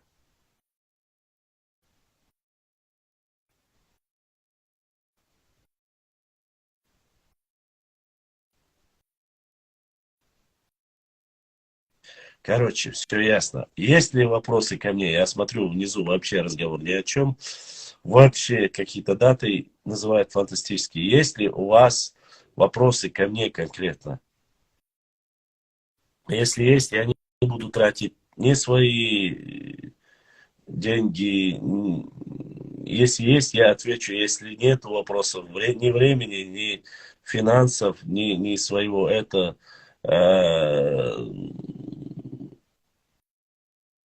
как всегда, даже смысла не вижу вести. Есть ли у вас вопросы, что-нибудь, какие пожелания? Если есть, пишите в директ. Я так понял, если нету тишина, я на этом, наверное, сегодня оставлю. Эфир завтра мы... Я постараюсь сделать завтра эфир, иншаллах, если получится. Так что заходите. Если у вас будут вопросы, пишите в директ. Карты, исторические события, касающиеся нашего народа, закидывайте в директ, в Фейсбуке, в Телеграме, в Твиттере, в Контактах, в Рутубе, в Ютубе. Везде мы есть. Пишите обязательно. Иншаллах, я отвечу максимально на ваши вопросы. Если что-то важное, истории нашего народа, о Нохчи, о Дзурдзуках, о Кистах, карты, пришлите. Если этого у нас нету, я обязательно опубликую. Если из ролики какие-то полезные, что-то, информация в Европе, видео, не знаю, карты европейские, там найдете нас, старые, тоже сфотографируйте, пришлите, опубликуем. Каждое, все, что касается нашего народа, нам интересно, важно и нужно. Брату Ибрагиму и всем моим ютубовским подписчикам огромная благодарность, то, что вы в эфире. Ответ Лобах Аза 77. Что за ответ? На какой вопрос? Я не вижу твоего вопроса, Аза 77. На что ответить? Я не вижу твоего вопроса. Ибрагим, что она спросила Аза 77? До меня этого вопроса не зашло. Что за вопрос? Башлам, Малгабек Кваш, Волга Республика. ЮЛ, Даил, Елбаз. Не понял. Башлам, Малгабек Кваш, Волга Республика. ЮЛ, Даил, Ел, Малгабек Квашта, Ши Эзербери, Тох Шарах, Уай Махкар Мехласи, غالي محكر مخلصي يقع قوش ديندو بالخشتاني تسارنا شوي وجري بو على ملغبك قواشتي سونجنسكي قواشتي يولا барх юрт далуша дайла бинбола машаран барцани شيء زر بريد توشرح قيادتي штуки. Вопрос был от Азы 77. Ответ Лоэл Ибрахим. Что за вопрос она задала? Этот вопрос до меня не дошел. Башла Малгабек Квашт Волгая Республика. ЮЛ Дайелбах. Елла Асунжинский Квашт Вундилла. Елла Башла. Малгабекский, Сунжинский район. Частично Малгабекский и частично Сунжинский район отдали Ингушетии по соглашению 2018 года. Но так как мы в РФ, это не считается же этот подарок. Не знаю, считается, нет, но соглашение есть. Кто бы что ни говорил, но Башлам знает свой родной лучше, чем так называемый патриот Ингушетии.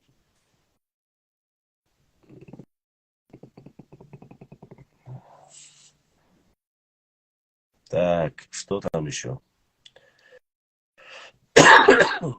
Аза 77, что за вопрос у тебя был? Если нету, мы на сегодня уже закончим.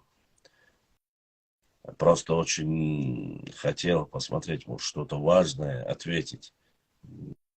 Ибрахим, хухартар да ты что, делек?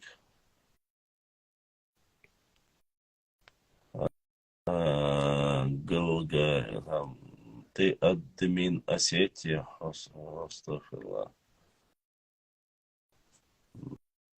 Осетин это не оскорбление, а нация такая на Кавказе. Никогда не является именно осетин.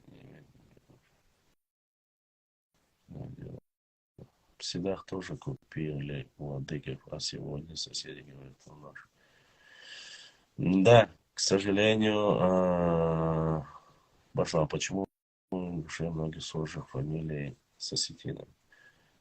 Ну, это уже 1000 раз отправил Дзурзук Ибраим. Ибраим, не дошло до меня. Пришли мне это на WhatsApp, пришли, я зачитаю, может, сюда не доходит. Мне не дошло. На WhatsApp скрин пришли, что за вопрос она задала. Ибра, я отвечу, но сюда не доходит.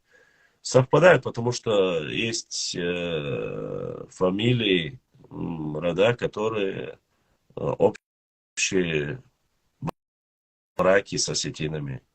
И есть фамилии, которые происходят от осетин. Ничего такого нету. Есть фамилии, которые происходят от сюли. Есть фамилии, которые происходят от кабардинцев. Ничего такого. Вот. Такие же фамилии есть и у нас. Не осетинские, конечно, а у нас там, может быть, кумыкские или там те же самые дагестанские. Так, почему? Вот 1000 раз отправил, Шемилис балва юрт хундиохена. Шемилис балва юрт хундиохена. Повторю еще раз. Для АЗа 77 разницы нету. Все тейпы, которые противостояли политике имама Шамиля, или же противостояли шариату, именно Шамиля, они однозначно, без всяких сомнений, как и другие горные общества нашего народа, противились, как говорится, политики Шамиля, не поддерживали, и за счет этого подверглась наказанию. Другие говорят, что они якобы ни во что не поставили поставленного там наиба Шамиля, и за счет этого наказали. Вот. Больше другой информации у меня как таковой нету. Вот, я надеюсь, ответил. На этом мы сегодня заканчиваем. Дзурзуки это ногчи, а Галгай это глигу. Нет, немножко неправильно. Дзурзуки в основном это ногчи, но в то время Галгай не было. Не было понятия Галгая. Мы были в то время единым народом. Поэтому дзурзуки относятся и к чеченцам, и к ингушам, как и к кистинцам. Поэтому это неправильно. Ладно, на этом мы заканчиваем. Во время шейха Мансура все тейпы приняли шариат. Были те, которые не хотели покориться Ушурме. Нет. Дело в том, что Ушурма, последний вопрос Вавилона, отвечу. Во время первого имама Кавказа шейха Мансура, он не покорял и не заставлял. Он призывал своим нравом, своими рассказами: вернитесь к исламу, перестаньте пить, перестаньте курить, не воруйте. И своей красотой своих призывов к нему, так пишут российские историки все, со всех гор, с соседних регионов люди приезжали к нему. Он сам насильно никого не заставлял. И, насколько я знаю, нигде не сказано, что шейх Мансур распространял шариат. Хотя он действовал в рамках шариата, он не строил отдельного шариатского государства, как делал это имам Шамиль.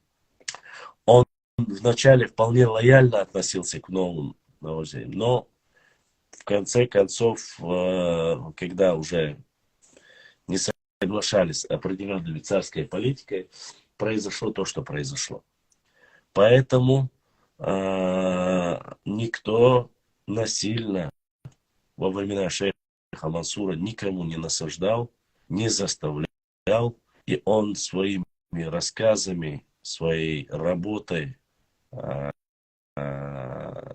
которую он проводил среди людей, за счет этого стекались со всей территории, не только Чечни, но и Кавказа, по крайней мере, говорят об этом так источники российские, приходили его слушать из соседних регионов. Вот так он покорил сердца мусульман. Уалейкум ассалам. Надеюсь, всем вам понравился сегодняшний наш стрим, прямой эфир. Постараемся завтра встретиться с вами. Если у вас будут вопросы, подготовьте, пишите, потом скидывайте. Всем огромная благодарность сегодня нашему каналу.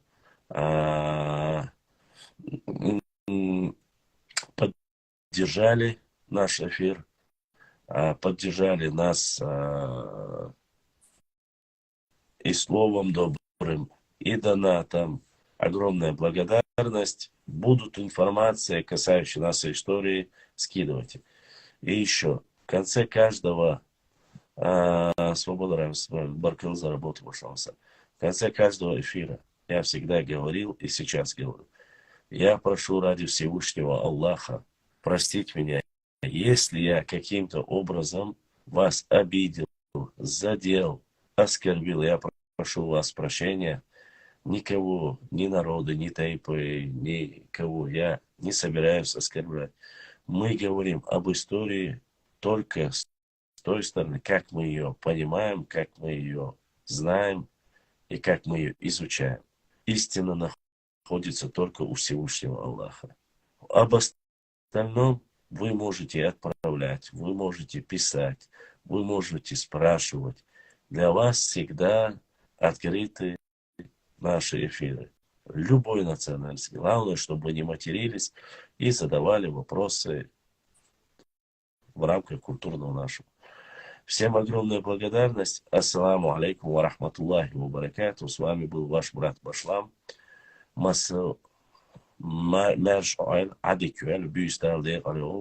Увидимся с вами завтра. Я надеюсь. Приходите, буду вам рад. Галгай. هون دارس خيل ديك دواش آلر دال احتو بويل دال حو دقر ليش ولا حا دال احتو بويل مصير. السلام عليكم ورحمة الله وبركاته.